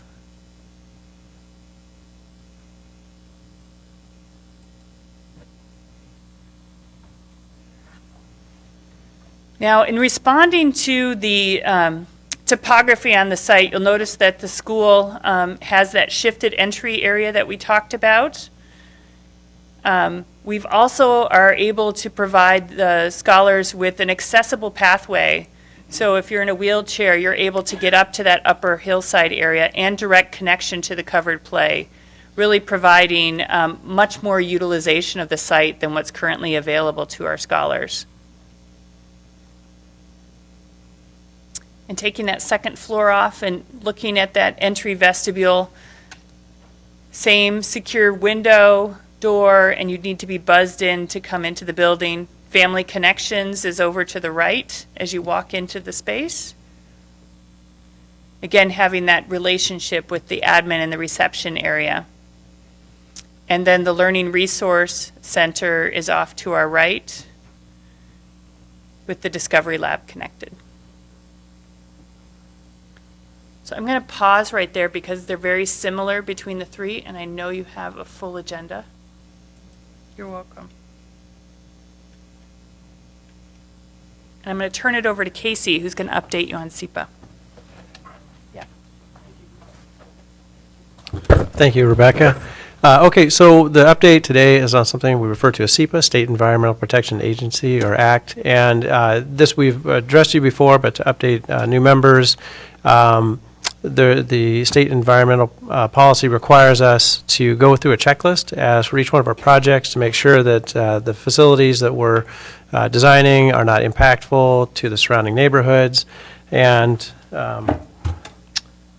as we do that, there are a couple of key processes that we go through. So first, we collect a great deal of data about the sites, everything from trees to the soils to the conditions of the storm water and things like that. And we find out what the existing conditions are. Traffic has been a very big one on all of our subjects to look at.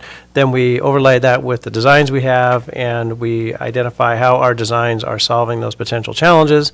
The first thing we do is we go out for a public comment period, which on these projects was from 10:05 to 10:22. During that time, we only received one comment, and that comment had to do with wanting to know what the style of backstops were that were going to be on our outdoor play area, which is great. That's fantastic that people are interested, but we didn't have any particular concerns with that issue.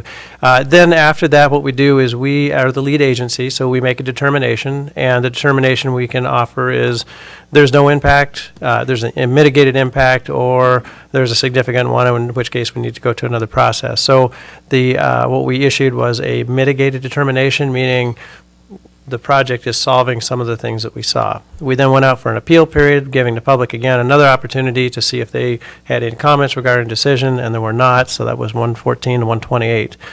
So at this point, we have completed that SEPA review process for the Mirror Lake, Lake Grove, and Wildwood projects. And just to inform you how we receive comments, is that we have email mailboxes set up. We can receive written comments. They can be mailed to us, but they can be emailed to us as well. And they're for each of our projects. We currently have Thomas Jefferson that's out in the first public comment, or excuse me, the second public comment period right now as well. So we watch these emails. Anything that comes in, we respond within 24 hours to let them know we've received it. And then we include those comments in our determination. So that's it on SEPA. Great. Any questions, board members? Just a comment. I recall maybe a few years ago, there was a big problem with artificial fields, and I noticed everything's grass here, but as we get into running tracks or football fields, if at some point you could come back to the board and let us know whether there's an environmental issue, a health issue with regard to artificial fields, and we're going to make a decision one way or another as to use them or not use them, I'd appreciate that. Okay, yeah, we will do that. At this point, our projects don't engage any synthetic fields. Exactly. Thank you. Not on the elementary. Yeah. Right. Yeah. Okay, and then we're going to address the original balance. All right. Thank you, team. Appreciate it. So, how is it? Our next item on the agenda is the resolution. So I will read the resolution. Thomas Jefferson High School will not create or aggravate a racial imbalance.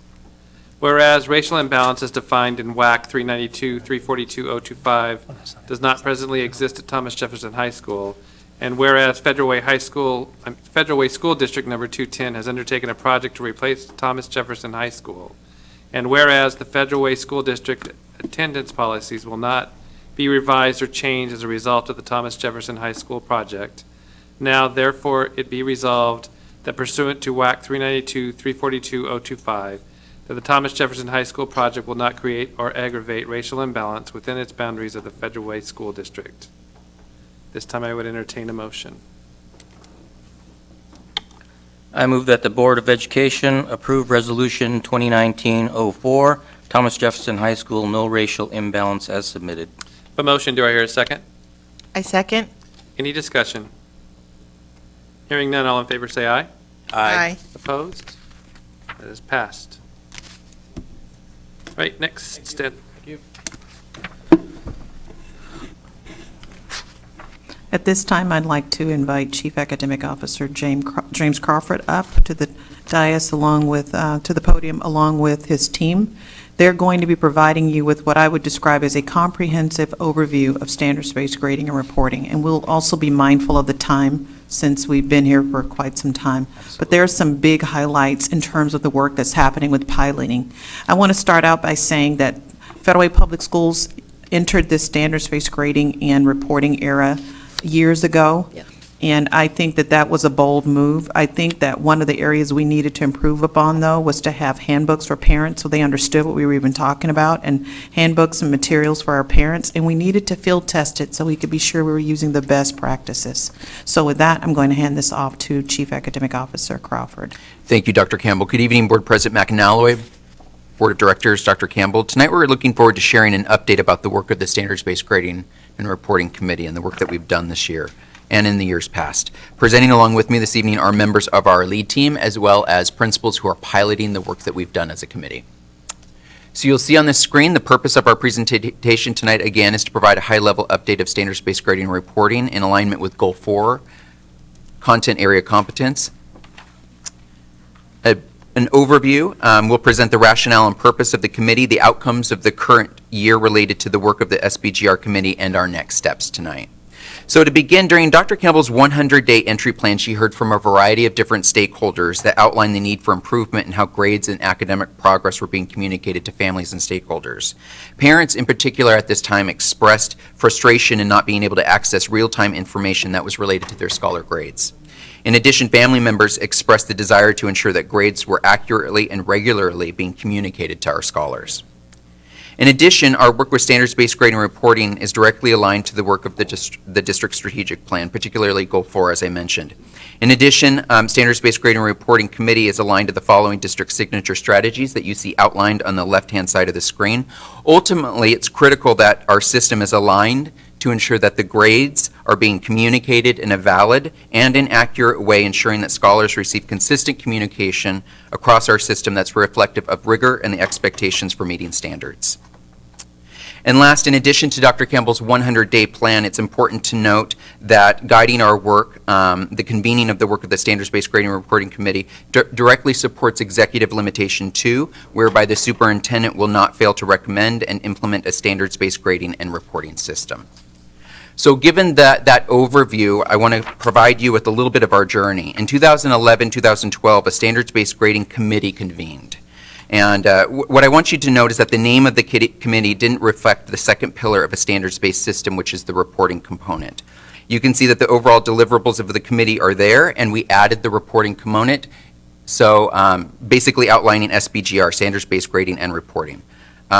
Dr. Campbell, when she was hired, quickly found misaligned practices. She found confusion regarding not only the standards-based instructional practices, but the lack of the standards-based reporting component making up that second pillar. She also found that there wasn't a clear purpose or a set of principles that were guiding the work of standards-based grading and reporting. She noticed that training was not continual and there was a confusing calculation of a student's overall grade. So with that, the TFL department established a 4-year timeline, and we outlined deliverables that were related to SBGR. You'll see that our committee with 99 stakeholders have researched best practices with SBGR. We've developed tools to support teachers, families, and scholars. We've met with college admissions panels as well as experts in the field, and are now at the point of piloting our work based on the last 3 years of work of our committee.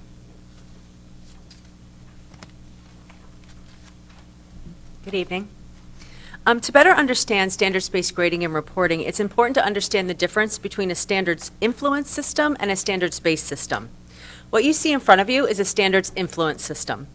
The first component is standards-based instruction based on our guaranteed and viable curriculum, a written curriculum, a taught curriculum, and a consistent assessed curriculum. Students are then graded against their priority standards and to determine the level of proficiency of their standard. What's measured are the standards that are taught and assessed.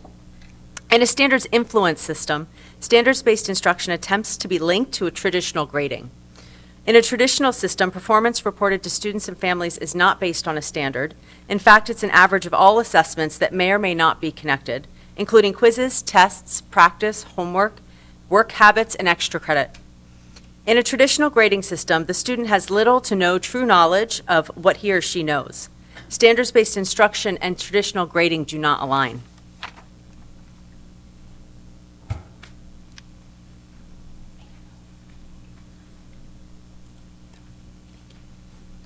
The ideal system matches standards-based instruction with a standards-based grading system. When scholars are assessed against priority standards, this is what's reported. Standards-based grading systems focus on communicating the learning and not the additional factors such as work habits and/or the ability to complete extra credit. Now we're going to listen to two researchers who we use to really ground our committee and our work around standards-based grading and reporting. We'll hear from Dr. Thomas Gutsky, and then we'll hear from Ken O'Connor on the definition of standards-based grading and reporting, as well as the difference between SBGR and traditional grading.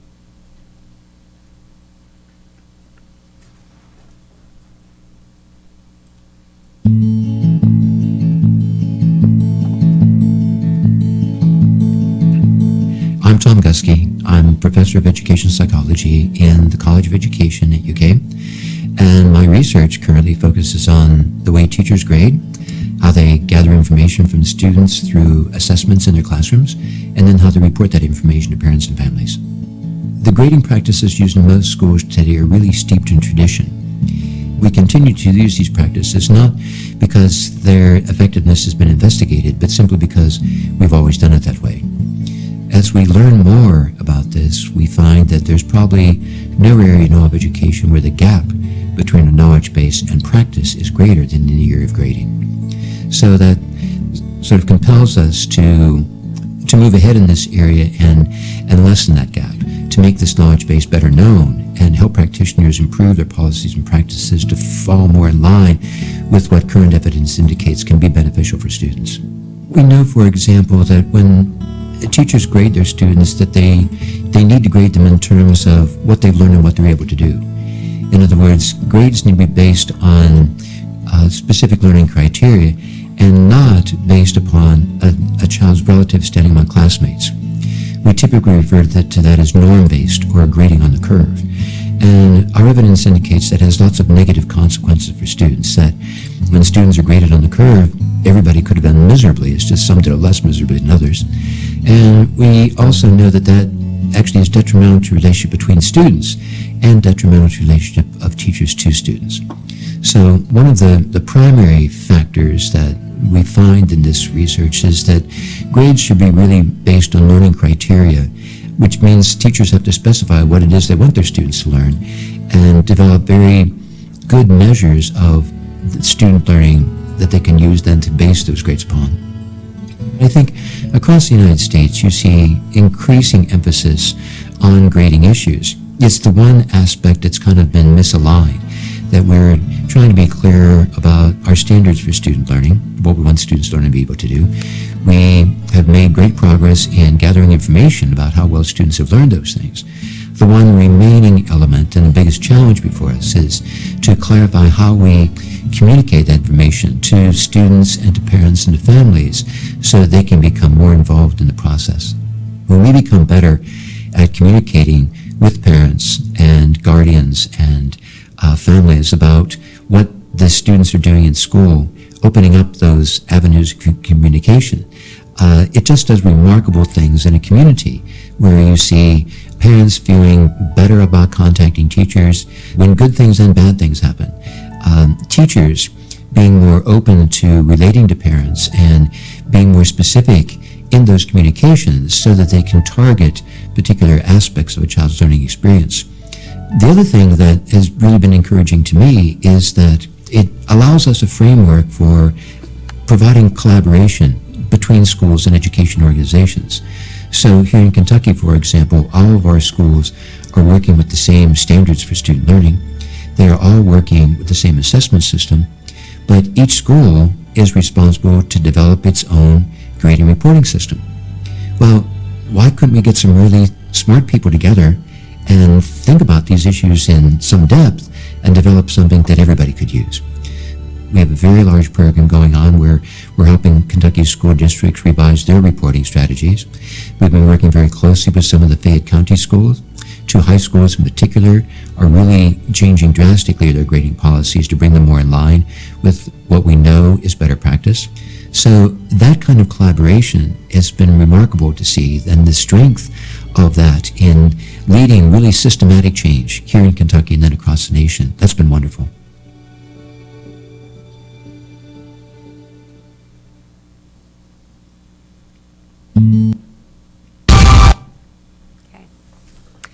So one of the very first tasks of our committee was to establish the resounding why behind standards-based grading and reporting. In reviewing research and consulting with key researchers in the field, we know that standards-based grading and reporting student grades are directly linked to what students should know and be able to do, and those are the standards. Standards-based grading and reporting gives students the practice they need and multiple opportunities to show mastery of the standards. This ensures students and parents know what the next step in mastery is towards being career and college ready. In traditional grading, students are measured by the percentage of work completed, not mastery of the standards. Standards-based grading and reporting is based on that mastery. Each student's work is measured against the standard, not other students, or characteristics such as work completion, cooperation, participation, and effort. These characteristics are important in the world of work, which is why we, in standards-based grading and reporting, we report it separately. This helps to ensure accuracy and decrease inflation or deflation of a student's grade.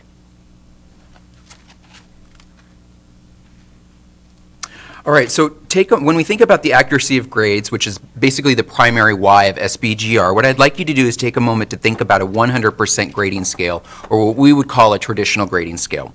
As a student earns an 80%, or a family receives information that their child earned an 80%, think about what that might actually mean. We happened to ask that question, and after asking that question, we heard things like, it's a B. We heard things like, turned in assignment late, which could have impacted the grade.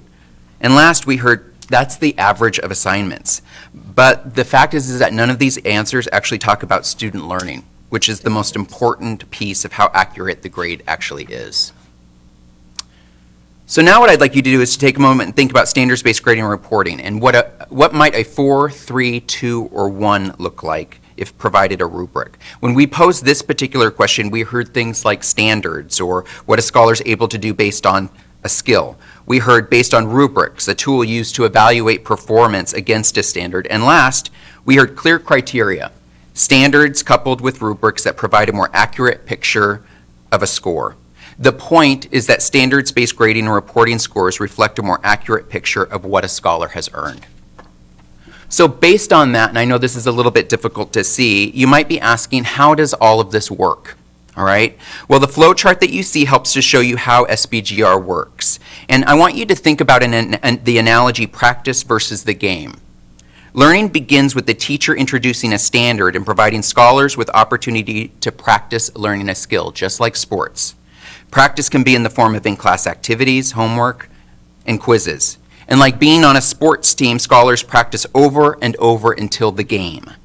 This is exactly what scholars are doing in the classroom when they practice, or what we call formative assessments. In a standards-based grading and reporting system, scholars are learning and getting better and better after being provided feedback by the teacher. And like sports, after so many practices, the scholar puts everything they've learned into the game. In the classroom, this is called a summative assessment. After the scholar formatively practices multiple times, they're provided a summative assessment. If the scholar does not show mastery that they are provided, then they're given additional practice and up to 2 reassessment opportunities. This is what we refer to as practice versus the game, using a sports analogy. And it helps others understand how learning in a standards-based grading and reporting system works. And we'll go into more detail with that in a second.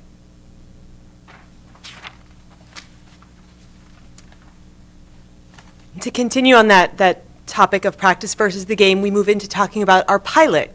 So we've taken what we have learned over the last 3 years and moved that into 4 pilot schools. We have Camelot, Twin Lakes, Lakota, and Federal Way High School, who have been piloting 5 principal deliverables identified by the committee. And we have 2 principals here to share with you a little bit more. The principles that we're looking of grading, there are 6 principles of grading that guide the day-to-day work a teacher does with around instruction on standards-based grading and reporting. And we will have So principle 1 is simply around having clarity around our learning goals for our students. So at the foundational level, that's aligning it to the standards, and then digging in deeper, having rubrics and exemplars. I know at Camelot, even today, we had professional learning communities working on rubrics with our kids and having time to show exemplars so our kids really clearly know what they're being graded against. So this principle is kind of speaking to that the kids know how they're being assessed. So principle two is around assessing the right things essentially, and making sure that we're scoring them not against things like homework and not making them what we call points getters, where they're just collecting as many points as possible to show that they can get an A, but simply assessing it on what they're able to do. We call that grade chasing. Grade chasing, yeah. Yep. Perfect. So the next piece is Principle 3, and so how the pilot schools are implementing that one. Principle 3 is grading should be based on established criteria, and what they're doing is they're using multi-level rubrics and to provide scholars with specific feedback, which helps them improve their teaching and learning. So that's one aspect. The next piece is, what does the research say about guidelines when you're designing assessment? So in summary, what this says is that when you're designing assessments, both mid and end of unit assessments, you want to narrow down and focus on fewer standards that students can really demonstrate their learning, and teachers can design resources to really help that learning. And that is again about grading based on established criteria, which is Principle 3. The last piece is that we have guidelines for assessing standards, and we have 4. The first thing, you always have to start with the standards. You have to unpack it. You also have to unpack the assessment. The next piece is that you actually sequence the lessons, and then you go to the third piece, which is if there are more than 5 standards in a lesson, you want to really narrow it down to maybe 2 to 3 standards per assessment so that you can actually really focus on the scholar learning. And that really leads us into when scholars might not have a great day, and they need an opportunity to retake. So what we're piloting right now is an opportunity to have retakes up to 2 times per standard. And then the last piece, I will have Dr. Matt Oberst talk about how the pilot's going on at Federal Way High School.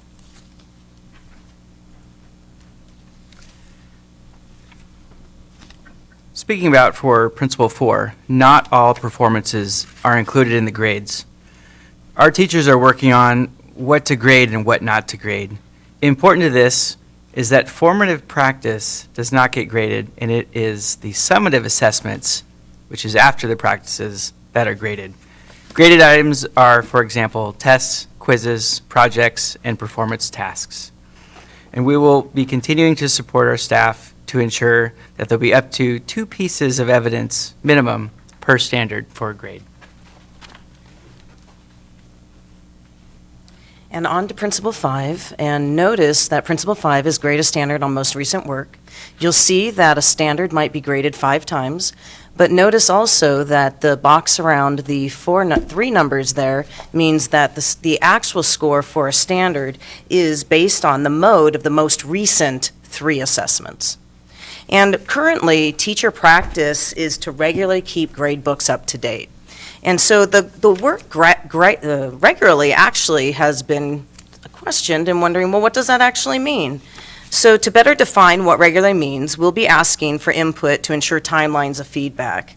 And the feedback will come from the pilot teachers, the SBGR committee, as well as parents at the Family Forum, and the Scholar Advisory Committee, or advisory, which will happen between now and the end of the semester. So based on that feedback, it's important.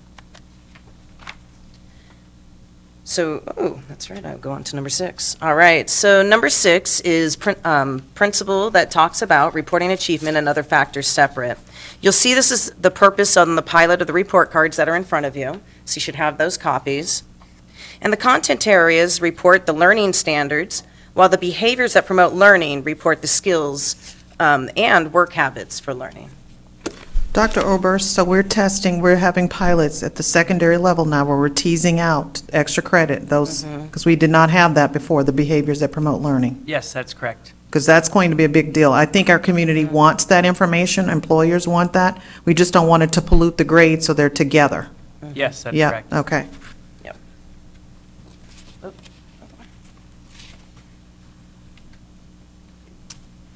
All right, so that summarizes the principles of grading that basically undergird the work that the committee has done over the last few years and supports the work that's happening in the buildings. We've created modules that have unpacked each one of those with our pilot schools that we'll also be doing district-wide.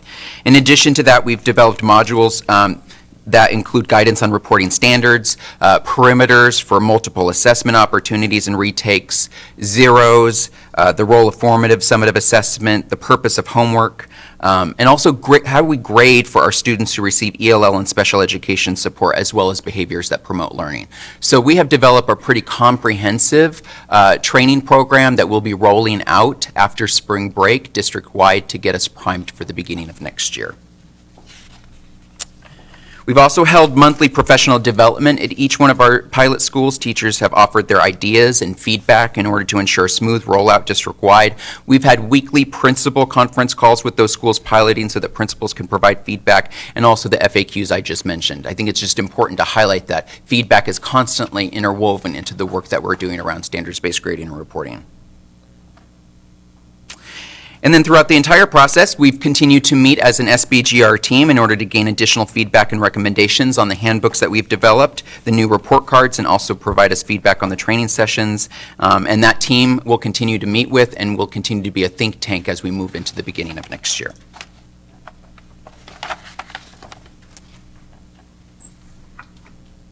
Now you only have 2 more slides. So now what we'd like to share with you is our preparation for implementation. We are launching 20-minute professional learning modules, videos district-wide. It will include SBGR rationale and 6 principles of grading, reporting standards and calculations, grades based on most recent work, multiple attempts of demonstrating mastery, grading retakes, homework, and zeros. Then we'll have family forums held. We've had several this year already, but the next dates are March 13th and May 15th. Then we have... and I want you to video that. It's not going to be anything more powerful than other parents hearing parents talking about it. Yeah. Videoing and capturing parent voice will be critical, and scholar voice as well. That's another thing.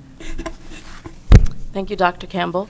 TFL curriculum support. 1, all curriculum guides updated with SBGR philosophy. And secondly, all courses aligned with reporting standards. Then lastly, for full implementation 2019-20, we want to tell you how TFL is supporting staff, families, and the full implementation. 1, we're teaching for learning. We're providing an SBGR website. Thanks to the communications team and Jane. They've already started doing a great job on that. We're working on staff and family handbooks, frequently asked question documents. We have a parent portal website. Again, shout out to communications and Jane for that. Parents have already told us that they really, really appreciate that. Family education forums, August professional learning kickoff, ongoing professional learning modules, development of SBGR onboarding for new staff. So I'd like to ask the rest of the team to come up and help me wrap up. Well, that's it. So what I want the board to think about is that we rolled this out and none of these things existed. So it sort of was implemented unevenly all across the district, and we did not have guidelines. These guidelines are going to help us, and we've had a pilot year. So I'm pretty excited about what's going to happen as we go full bore into this for 1920. Team, nicely done. Thank you for the multiple perspectives, as well as the concise, easy to understand content that you shared today. Very well done. Thank you. Board members, do you have any questions? I just have one for clarity. I got the impression that homework was not graded, but one of the slides says grading, retakes, homework, and zeros. So what is the policy on homework? So homework is not graded, and so I think you maybe it was merged together. But here's what I will say. If there could be a teacher who decides she sends something home and all the scholars master it, and sometimes you can convert that to a summative. But for the most part, it's not. But it's not black and white that way. So for example, I send something home for practice. I don't know that my scholars are going to master it. They come back, and for the most part, it looks like it. The teacher may. More than likely, though, it will not be included in the grade. That particular section is about us creating modules district-wide that outline what Dr. Campbell just mentioned, the differences between homework and assessments. Okay. And again, relative to homework, I got the impression that sometimes it's optional for a teacher to issue it, but if a family or a student request the homework for practice, will they get it? Yes, absolutely. Absolutely. That's one of the things we're saying. You should not have a retake without practice. You need practice. So, it's like the scholar who doesn't do well and they come back, I want to retake. You have to earn that retake through practice. That means your performance should get better. You're going to get more fluency. So I would see homework and practice being a part of it, but sometimes it's in the class. It depends on what the teacher is deciding. So homework could be a part of it, but it also could be in class practice. Director Wilson? I was just going to say, in 2011, I came on the board when we did academic acceleration, and we also did standards-based grading, and as you said, there was no R at the end of it, and spent a lot of time trying to have conversations with families around what this looked like, and that it was something that was going to kind of change the outcome for how young people saw themselves learning, where they could actually do their own unpacking and to know how they move forward. So to see it come to fruition, any great idea, it takes a while. And we had a habit of not necessarily beginning with the end in mind. We just began. And I think as a district, that was kind of a habit before our current leader has been here for a while. And it just shows how much work happens and how much Aligned Systems can support our young scholars who are actually looking for what they need to know what it takes to get that grade. And I think the other piece is the idea of separating work ethic from actual knowledge and academic knowledge. And there's always a place to talk to young people about behaviors and about what they need to bring to a class to be ready. But oftentimes that and their interactions with teachers were getting in the way of anyone really understanding what they knew academically. And so to me, this again is a wonderful thing as we look at how we're eliminating gaps that exist. And this is allowing young people to show what they know and teachers to really only take what young people know as they consider grades. So I just want to say thank you so much for all the work, because I know you were dreaming about it at night. So I'm going to take my board hat off for a minute and put my parent hat on. And so here's a couple of questions that I didn't hear answers to. And so one of them is, how late in the semester do you introduce a brand new standard if you're going to allow to have 2 opportunities to do retakes, right? So, and part of that has to do with timing. So I'm very interested as a parent in the district about timing of being timely going into the grade book and not a brand new standard showing up the last day of the semester with no opportunity to do retake. Mm-hmm. And then secondly, the piece around how many standards we do in a class, right? So how many standards are there for the semester? And when you have standards that have only been graded one time and you take a final summative assessment at the end of the semester to bring it to 2 with no opportunity to do anything, and you don't do well.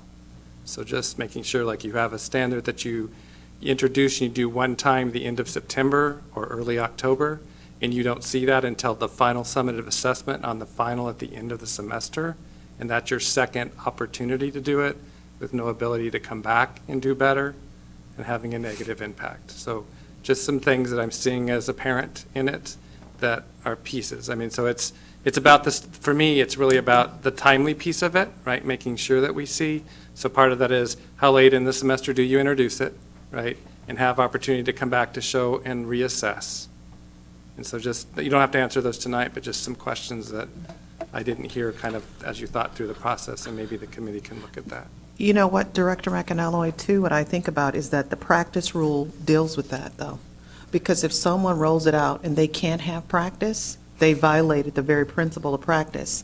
So I think that's one way that it will be borne out. But I think we could have in our FAQs some questions that might get into it. But to me, once a parent knows a child has to have practice, and it's on the last day, it's violated the rule because you can't practice. Well, part of it is, it's trying to help and make sure you shore things up. So part of it is not all practice goes in the grade book either. So if I don't see it in the grade book and have no idea, and it's the last day of the semester and the grade all of a sudden shows up, and I don't know that they're practicing it, that's my concern, right? Is that I get it that we can't expect that all practice goes in there and are not for grading, don't even know that they're working on this standard, standard. And you're right. I mean, practice has to show up, but practice doesn't always show up in the grade book.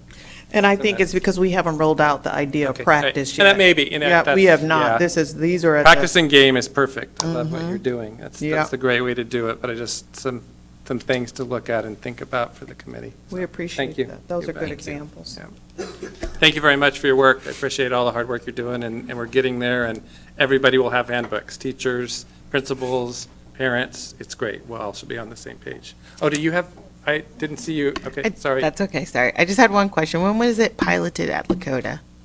It's not, it's being piloted right now. Oh, gotcha, It's okay. being piloted right now. So Lakota, is Lakota one of the In schools? Federal Way, is. in Federal Way High School. Yeah. Mm-hmm. Yes. In core subject, in ELA and math. Yeah, I think we have, as a mom as well, have some experience with it. I'll just say as an educator, I'm teaching at the college level, it's actually great that you guys are doing this because it's exactly what we do. So I kind of was excited to see it as a mom because I'm like, you have to do it now because you will be doing this in college. So it was really great. I actually appreciated the shift because I just think it makes more continuity when they go forward. Director Phillips, I really appreciate you sharing that. Sometimes people think that we're doing something K-12 that will not have resonance at the secondary level, at post-secondary, and for us to have those college admissions officers really give us their stamp of approval, and for you, knowing you're teaching at the higher level, that makes a lot of sense. So thank you for sharing your perspective. Thank you, team. It's a lot of work to Absolutely. get this thing off the ground, and so I just wanted the board to hear it and to be caught up on what's been happening there. All right, next item on the agenda is urban collaborative update. Okay, come on up and share, nice, concise view of what we've been up to. I think I'm going to push the safety plans up too. If Dr. Pfeiffer would do it. What? The safety response plans. All right. Good evening, Board President McAnally. I've said that many Okay, times. all right, you're Late, catching. get it. You're I know catching. you can I do it. know. That's all right. It's all good. Members of the board and Superintendent Dr. Campbell, we are pleased tonight to present you the findings of the Urban Collaborative Review of Special Education in Federal Way. With me presenting tonight is Kathy Reisman, Executive Director for Student Support Services. The goal of tonight's presentation is to share the recommendations of the Urban Collaborative Review, our actions taken, and the next steps in addressing the recommendations. Special education and student support services touches pretty much every goal of our strategic plan, from our preschool program serving our youngest scholars with developmental delays to our employment transition program serving our scholars from ages 18 to 21. Special education services provide individualized academic support in order to help scholars reach their goals from 3, 4, and 5, as well as social supports for scholars to help them reach goal 2. We set high expectations for our scholars by working to create meaningful access to the guaranteed and viable curriculum and providing standards-aligned, specially designed instruction. Our special education teams work closely with families through the individual education process, and our central office support staff, our building staff with high-quality professional development and supports while using data to inform systems improvement. So, the who, the what, and the why. Urban Collaborative is a national network of over 100 school districts committed to improving outcomes for students with disabilities. In the fall of 2017, Federal Way asked UC to conduct an evaluation of our special education systems and the services. This evaluation began in the spring of 2018. It included an examination of data, visits to our schools, interviews with school staff and families, and a survey to our Federal Way staff and families. We'll use the results of this review to improve our systems of support for our scholars, our families, and our staff, and the services and supports to scholars with disabilities, and also to improve the urgency by which the outcomes for our scholars with disabilities happen. So the Urban Collaborative collected district, state, and national data regarding the scholars and programs. The data was from the 16-17 school year.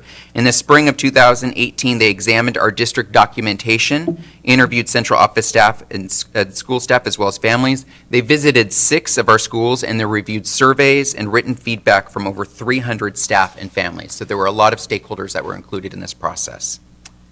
The collaborative found the following 6 strengths. The first was that we have a focus on the development and implementation of a guaranteed and viable curriculum. That was number 1. 2, we have high rates of scholars of color in our advanced placement courses. The third thing was that we've been engaged in racial equity work. 4, our work with the Federal Way Police Force to improve collaborative structures was highlighted. The fifth thing is that we've developed curriculum guides in ELA and math to ensure consistency and high-quality instruction for all of our scholars. And then the last thing that they found as a strength was that we have written and made accessible our standard operating procedures for special education processes. So those were the 6 highlights and strengths that came from the review. Now I'm going to go in and talk to you a little bit about the observations and the recommendations of our Urban Collaborative. So Federal Way Public Schools has a mission focused on high expectations for scholars. However, what they found was that the vision for special education and how it aligns to the district is unclear. So as a result of that, what we've got to do is align our work of special education and focus on high expectations, high support, and no excuses. The second thing was that our organizational structures limit collaboration among district departments and communication pathways between the school and the district. So what we've got to do is improve our collaboration and communication between student support services, teaching for learning, and other central office departments, and ground ourselves in the theory of action, which is most important. The third observation that they found was that the Student Support Services organizational structure didn't provide consistent and clear support, and there was a need for improvement in timely support for school staff and families. So as a result of that observation, we have to improve Student Support Services' proactive structures and supports in that particular area. The fourth observation was that we've started the process of developing what's called a multi-tiered system of support by focusing on Tier 1, our core academics. However, we did this without focusing on universal design for learning for scholars, additional tiered strategies, and also aligned specially designed instructional supports. So many of our students with disabilities are not succeeding as a result of that. What we've got to do is continue to develop out our multi-tiered systems of supports for Tier 2 and Tier 3 for all of our scholars. The fifth observation, we have comparable percentages of scholars with disabilities to both the state and the national percentages. It's important to note that. However, our scholars of color are more likely to be classified as having a disability in our district. So for that reason, what we've got to do is attend to the disproportionality in special education. And later on in the presentation, we're going to go through and talk to you about how we're going to do this. This is really just highlighting the observations. The sixth observation was that we are graduating at rates comparable to other states and the nation. However, they're achieving at scientifically lower rates in ELA and mathematics as compared to their peers. So what we've got to do is increase our academic achievement and create a sense of urgency around the need for improvement in that area. The second observation, during the review, Federal Way was in its second year of positive behavior intervention and support, so PBIS. But our scholars with disabilities were experiencing disproportionate rates of disciplinary actions in that area. So we've got to continue our work in the implementation of PBIS and socio-emotional supports for all of our scholars. The eighth observation found that special education services and supports were developed with a focus on district-defined programs rather than on the individualized educational needs. So we've got to work to increase the continuum of services at all of our schools and focus on meeting individual student needs in their home schools to maximize the extent appropriate. 9, special education supports lack of focus on access and success in core curriculum, so we need to increase the access of our GVC. 10, the supports and services lack focus and clarity around specially designed instruction, so we need to focus on defining, designing, and providing individualized, specialized instruction for our scholars. The 11th observation was that our structures and staffing models resulted in an over-reliance in paraeducators, so we have to examine our use of paraeducators in the deployment of our teachers moving forward. And then the last observation was that PD is needed for special and general education teachers, paraeducators, and all other staff to design and implement instruction that aligns to the vision of the expectations for our scholars. So Urban Collaborative has recommended that we focus our PD on multi-tiered systems of supports and universal design for learning, which is what we'll be doing moving forward. Kathy, as you go through this, pick highlights as you go through. You don't have to read all of these, okay? We've got quite a lengthy board meeting. Okay, so this is just the 4 buckets of work that we are organizing around: collaboration and communication, highly qualified staffing, social emotional learning, and access and achievement. Some of the recommendations and some of the steps that we have already taken are 2 program specialists dedicated to secondary schools this year, the addition of our standards-based instruction facilitator and monthly newsletters, TFL and superintendent's offices representation on our Special Ed Advisory Council, which is SEAC, collaboration with TFL on standards-based grading, and collaborative curriculum adoption work, and monthly special education PTA meetings where a member of our team sits in. And here's just highlights of some of those examples.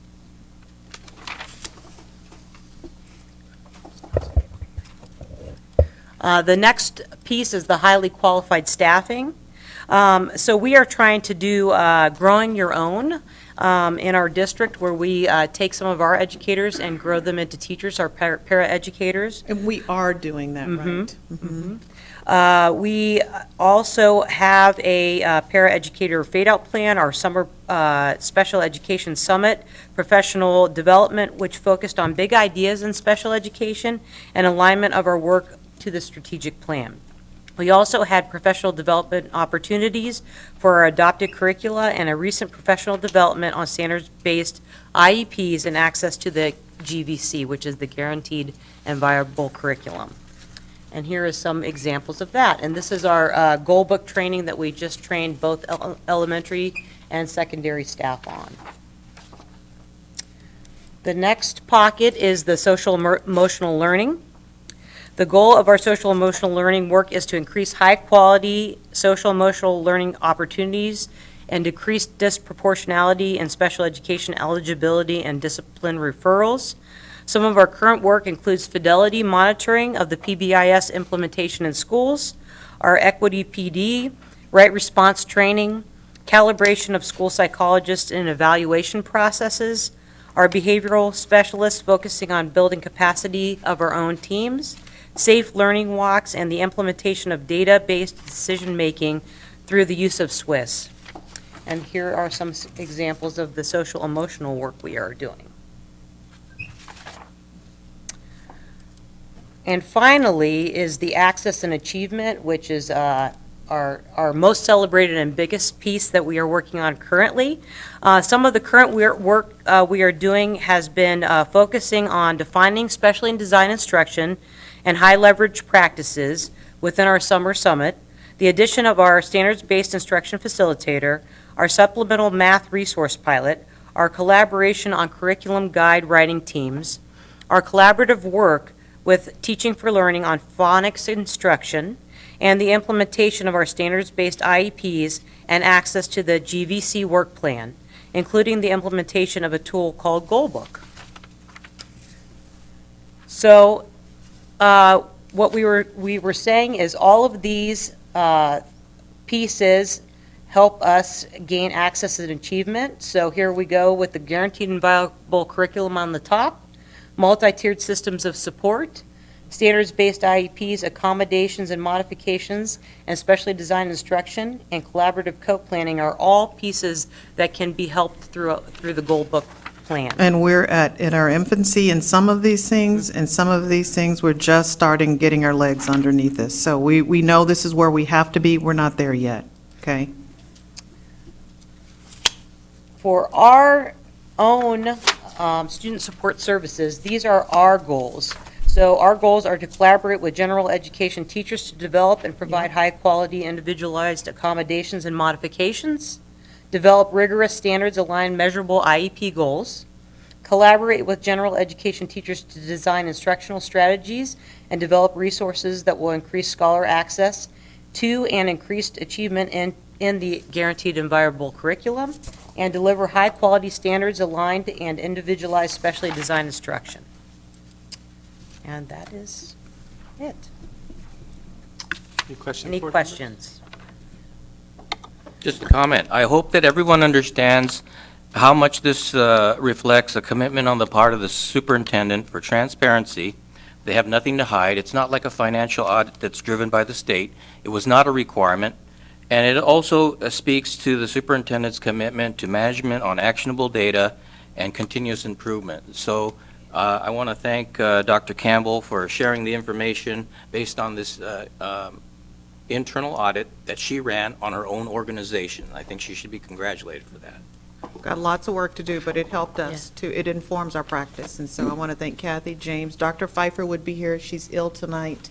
And also Jennifer, Dr., and I'm forgetting her last name. Westover. Westover. She's been involved as well. So we've got lots of good work to do, and we'll be keeping the board updated. I was happy to hear Universal Design for Learning, and I was wondering if there was any conversation or any kind of feedback from them on our use of least restrictive environments at all?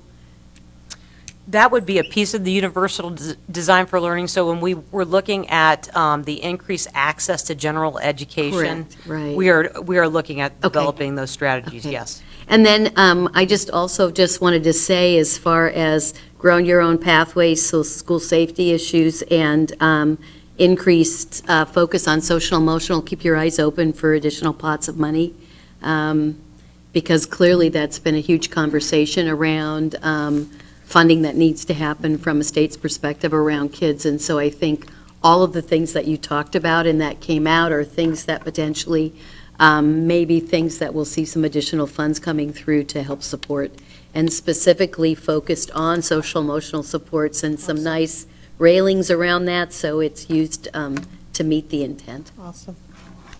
Director Phillips? Yes. I guess I'll put my mom hat on just for a minute and say I really like hearing the outline and the clear goals in the direction that you're going. Being a mom with 2 special needs kids, it's really comforting to know, because there's nothing like worrying about that. So again, I just appreciate all the work that's going into that, and I'm really looking forward to see what you guys produce. Yep, we'll be making sure we're keeping the board updated, Director Phillips. Yeah, Dr. Campbell, I just want to reiterate what Dr. Ita said, that you did this, you brought the audit. It's been conversation that we've had many times around special education, and I appreciate all the hard work and all the focus on making sure that we are meeting the needs of every single one of our scholars. Absolutely. So thank you, and keep up the great work. All right, board, just looking at time and knowing how much more we have, I'm going to ask for permission that we actually remove 4.9 and 4.12 from this, and we'll bring it back to the next board meeting, unless I hear any naysayers on that. So the safety response plan and the equity policy, and part of that is Dr. Pfeiffer would probably be the one to present those, and she is ill. She's sick, Right, yeah. so based on that, if there's nobody against that, we'll move it to the next board meeting, which would bring us to INS 2 presentation for .10, Dr. Campbell. Okay, so I'm going to have Chief Academic Officer James Crawford share sub-INS 2 presentation. Dr. Pfeiffer would be here with him as well, but she's not well. Good evening, Board President McAnalloy, members of the Board, Superintendent Dr. Campbell. We are here tonight to take a look at INS 2, reflective of academic achievement. Specifically, each scholar, every grade level, will perform above or at the state or district standard in all disciplines. So the interpretation of sub-INS 2 is based upon Conley's 4 factors of college readiness, both key cognitive strategies, which are the thinking skills, and also the key content knowledge, which are the academic skills. Data selected includes course completion and success, as well as the achievement and attainment throughout our continuum of PK-12. The measures of progress in our strategic plan outline the data framework, and we'll continue to improve our data collection and reporting methods to ensure that it's accurate and reliable as we move forward. What you see here is the rubric that we use to determine whether or not we're excelling, achieving, developing, or emerging in each one of those areas. If we're excelling, it means that we have progressed on that measure according to our district goals, as well as compared to other districts in the region, state, or the nation. Achieving, we've progressed against either the district goals or compared to other districts, but not both. Developing is we're making progress, but we have yet to meet our district goals or not competitive with other districts. And then emerging indicates that we're not making progress in the measure and also lagging behind other districts. So our first area is goal 1, the early years. The 2 areas that we're looking at are the percentage of scholars who are passing on WAKIDS, and then those that are meeting or exceeding grade level standards in ELA and math by the end of the 3rd grade. So we'll first start with WAKIDS. What you see in front of you are scholars that are meeting all 6 of the domains for WAKIDS. 15, 16 is in light blue. 16, 17 is in purple, 17, 18 is in green. You will see that Area 1 had the only increase in that area with a 2 percentage point increase with a decrease in Area 4. It's important to remember that these are things we're measuring scholars on before they come to our district. It's important to know that. This isn't scholars who've been in our system, and I think we just have to stress that with our public. This is before they come. Absolutely. Thank you, Dr. Campbell. The next data set shows the percent of scholars that are ready for kindergarten compared to Washington State overall and our neighboring districts. So in 2018, we were slightly lower than Washington State overall, but we had the third highest rate compared to neighboring districts, as you can see right there. Overall, since there have been little change, we're developing in this area of progress. Our next area is the percent of third grade scholars who met standard on the Smarter Balance in ELA and mathematics. We'll first start out with English Language Arts. Overall, 42% of grade 3 scholars are meeting standard in English Language Arts as measured by the SBA. This is about 8 out of 20 scholars and an overall increase in 16-17 by 4 percentage points. It's interesting to note that the purple bar is the implementation year for RGVC. The decrease in 16-17 and the subsequent increase in 17-18 illustrate what's called that implementation dip overall and for most of our subgroups. Most racial subgroups have increased in meeting ELA SBA standards, with our black subgroup having the largest increase of 8 percentage points. This is the same data set as previous. You'll see that the other subgroups have all increased compared to 16-17. Again, you'll notice the implementation dip with the decrease in 16-17 and an increase in 17-18. Females had the largest increase of 6 percentage points, free reduced lunch 4 percentage points, ELL SPED 3, and male 2. Overall, since there have been little change, we're developing in this measure of progress. This is the same data set, grade 3 SBOT ELA, but it's only done by area. You'll see areas 3 and 4 also experience the implementation dip. You'll see that area 3 had the highest jump with 7 percentage points. And then regionally, this is really important because it shows how FWPS scholars performed on the SBOT compared to our neighboring districts in the state over the last 3 years. The green bar shows 15-16, purple 16-17, blue 17-18, and like Federal Way, all of the other districts in our area in Washington State have been declining in ELA proficiency over the last 3 years, to set context. Now to take a look at grade 3 math. This is the same SBA mathematics for grade 3. Although we haven't yet done a full curriculum adoption in math, we did come to agreements on a scope and sequence that was implemented in the 16-17 year that appears to may have caused an implementation dip in our scores, similar to the ELA. So there were decreases in almost every subgroup from 15-16 to 16-17, and then increases in almost every subgroup the following year. Overall, 48% of grade 3 scholars are meeting standard in mathematics as measured by the SBA. That's about 10 out of 20 scholars. It's an overall increase in 16-17 of 5 percentage points. The black subgroup had a substantial increase of 7 percentage points, with our white subgroup having the largest of 9 percentage points.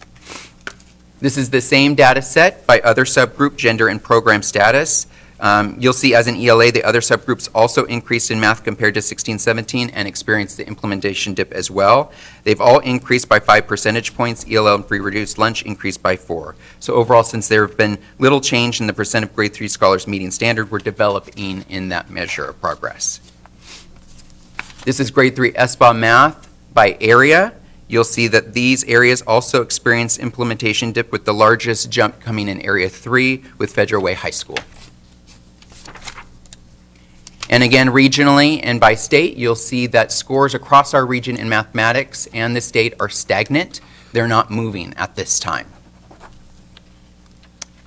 The next set of data is Goal 4, Content Area Competence. We'll be looking at grade level standards and core subjects as measured by state assessments, and also advanced coursework and those that are earning a passing grade. So we're going to first start out by SBA, English Language Arts and Mathematics. So this shows SBA ELA data overall and by area. What we see is little change overall and by area. This is similar to the trends across the state and the region. But what you will also see that's hidden behind this data that you don't see is that the following schools showed at least 5 percentage point increase in SBA scores, with Twin Lakes leading the pack with a 13 percentage point increase, showing the largest growth in that area, which is something really important to highlight.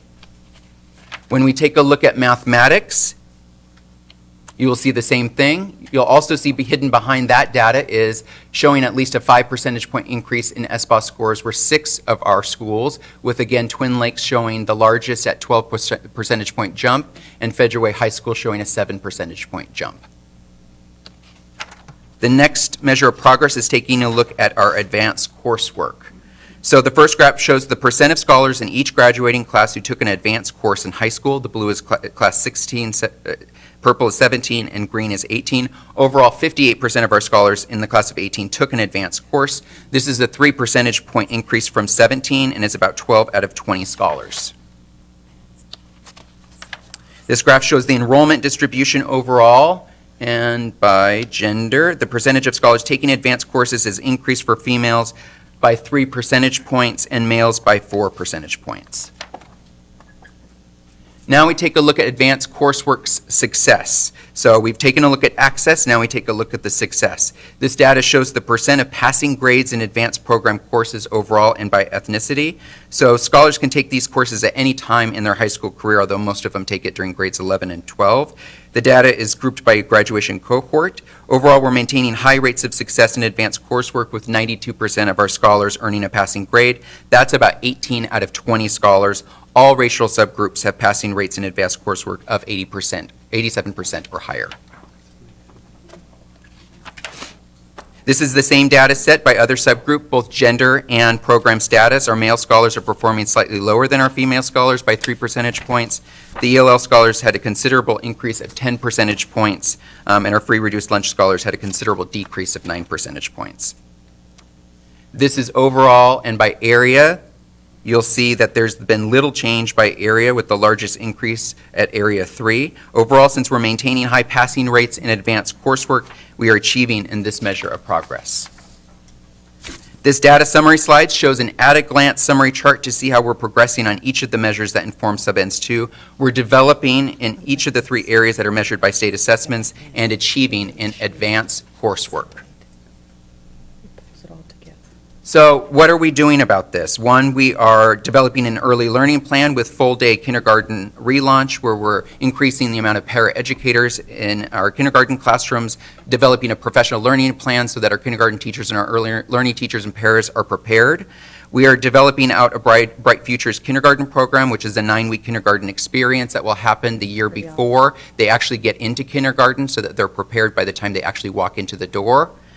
We'll also be taking a look at our guaranteed and viable curriculum by expanding and refining our guides, continuing our walkthroughs with principals and experts and providing feedback to improve practices. We're currently undergoing our K-12 math adoption. That will involve a review of our math progression and our math credit structures. We're looking at writing across the content area, strengthening the depth of our CTE program as well as our college and career readiness. And then last, we're improving the rigor of our high school scheduling through a CTE audit, which is an audit of our advanced course enrollments to make sure that we're increasing those numbers. Thank you. Great. Board members, any questions?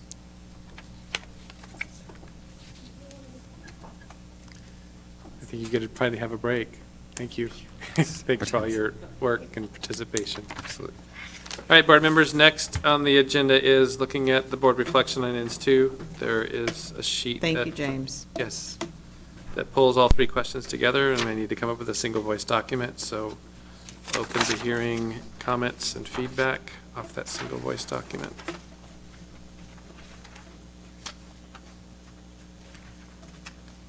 Should have been at the back of, right after the ends 2 presentation. Looks like this, yep.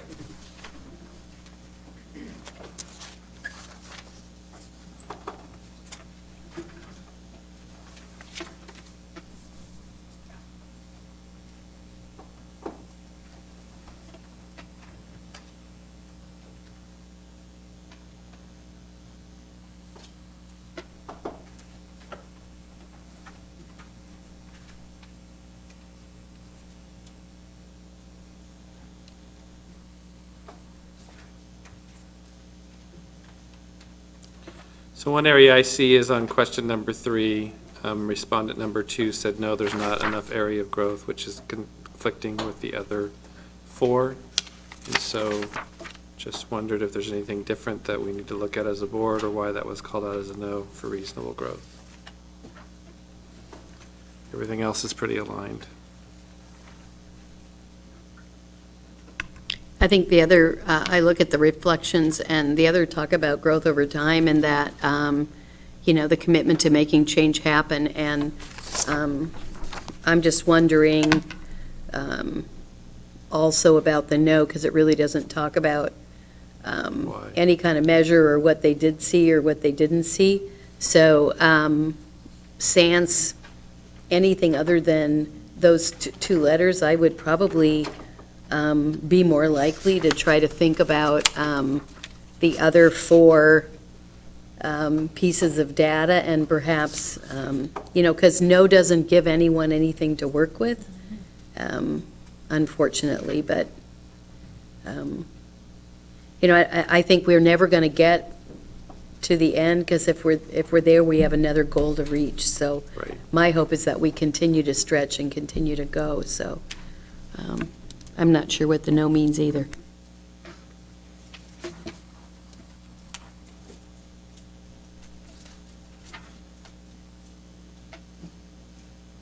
So anything else, board members? All right, I'll bring out a single voice document next to the next meeting. You bet. All right, so next item is the board meeting assessment. So when we look at this, just to kind of review again, this is a board commitment to governing approach. The board holds itself accountable for governing with excellence. The self-discipline is applying attendance, preparation for meetings, policy-making principles, respective roles, and ensuring the continuity of governance capability. The board's major policy focus will be on the intended long-term impacts for students, not only the administrative or programmatic means of attaining these impacts. And then also we do board monitoring self-assessment. So this is part of that. As I shared, each one of us will do it one time throughout the year, and we'll use that in our final assessment as our board when we pull that together at the end of the year. So my observations this evening around Board Goal 1, which is policy governance quality improvement. I believe there was strong balance of all board members and participation. Everybody asked questions and it was very equally balanced. And then superintendent support, called out areas that superintendent has areas of focus and things that have made choices to better things for all scholars. And so I think we did definitely support the superintendent this evening as well in our board meeting. So we'll put that in the file for the end. And then next, do you want to do anything additional around your resignation? Or are you comfortable with what you did on board comments? Yeah, the only thing I guess I would say is I would need to touch base with Superintendent Campbell and probably Carrie to make sure that I have a list of what it is that I have that I don't know that I have that needs to come back. So did not bring that with me tonight, but know that that's something we can work on together. So, and again, just want to thank everyone for everything. So I didn't in comments. I mean, it's definitely been our longest time together, and I've appreciated all of our twists and turns and everything that we've done through our time and tenure on the board. It's kind of weird that I've set number 2 for the 5.5 years together, but I've appreciated that even through all of our turmoil and our tumultuousness and our alignment, that we've always been in it for scholars. And I appreciate that that is what has always been your focus. And I couldn't ask for anything more out of a board member other than to make sure of why we're here, to make sure that our scholars succeed. So thank you for your time. Any board members want to make any other comments? Certainly, I appreciated Director Wilson's being the voice of the board in terms of its history, whether it was good or bad, and offering those insights. When I came on as a new board member, it was just so important to be able to understand how boards operated, where we were headed to, because she was a spearhead in terms of wanting to make the change toward policy governance. And I think you have much to be proud of, and I think you'll do really great in the state senate, so good luck. Thank you so much. That means the world. Well, and I'll just say, I'm new, but I appreciate all your compassion and just your welcoming spirit as I came onto the board, and just always being willing to answer questions. So thank you for your diligence. Thank you for your work and kind of trailblazing and holding a high expectation for all of us. So thank you for everything you've done. Claire, the first phone call I made when I was considering applying for this job was to Claire. I called Claire, talked to someone, and they said, you should talk to this board member. And you and I talked for a while, and it was actually our conversation that initially led me to think I could apply to be the superintendent here because of just how you describe the district and the work. I want to thank you for being fearless for kids. I mean, you can just be fearless when you know we're doing the right things for kids. And that has always been a nice strengthening and support for me as superintendent. I'm going to miss you, but I know that you're going to continue to do great things in Olympia, and we'll continue to talk, because you'll have to keep advocating for us, especially as you think about the underfunding that's happening here and for the work that we need to do for our scholars. So You are in that. You will always be in my forefront, and it was the drive across the state. I was on I-90 driving back from Spokane, as a matter of fact, when we did have that phone call that I won't forget. So trying to talk her into why she should come, as opposed to why she shouldn't apply, and why this was the best place for her to be. And I truly believe it is the best place, and our scholars have the best. So it will continue to happen. And again, doing our best with a little bit of money to do what we can, and knowing that issues around LEA and issues around special ed funding and SRO funding, which there's also money coming through, so keep your eyes open for that. All those things are critically important. And, the only other thing I'll say is I'm proud to sit next to my board president here, Mr. McAnally, because I think we brought another perspective to this board, and that is of a community that for a long time has not necessarily been represented in this district or in the school district, or really found their place there.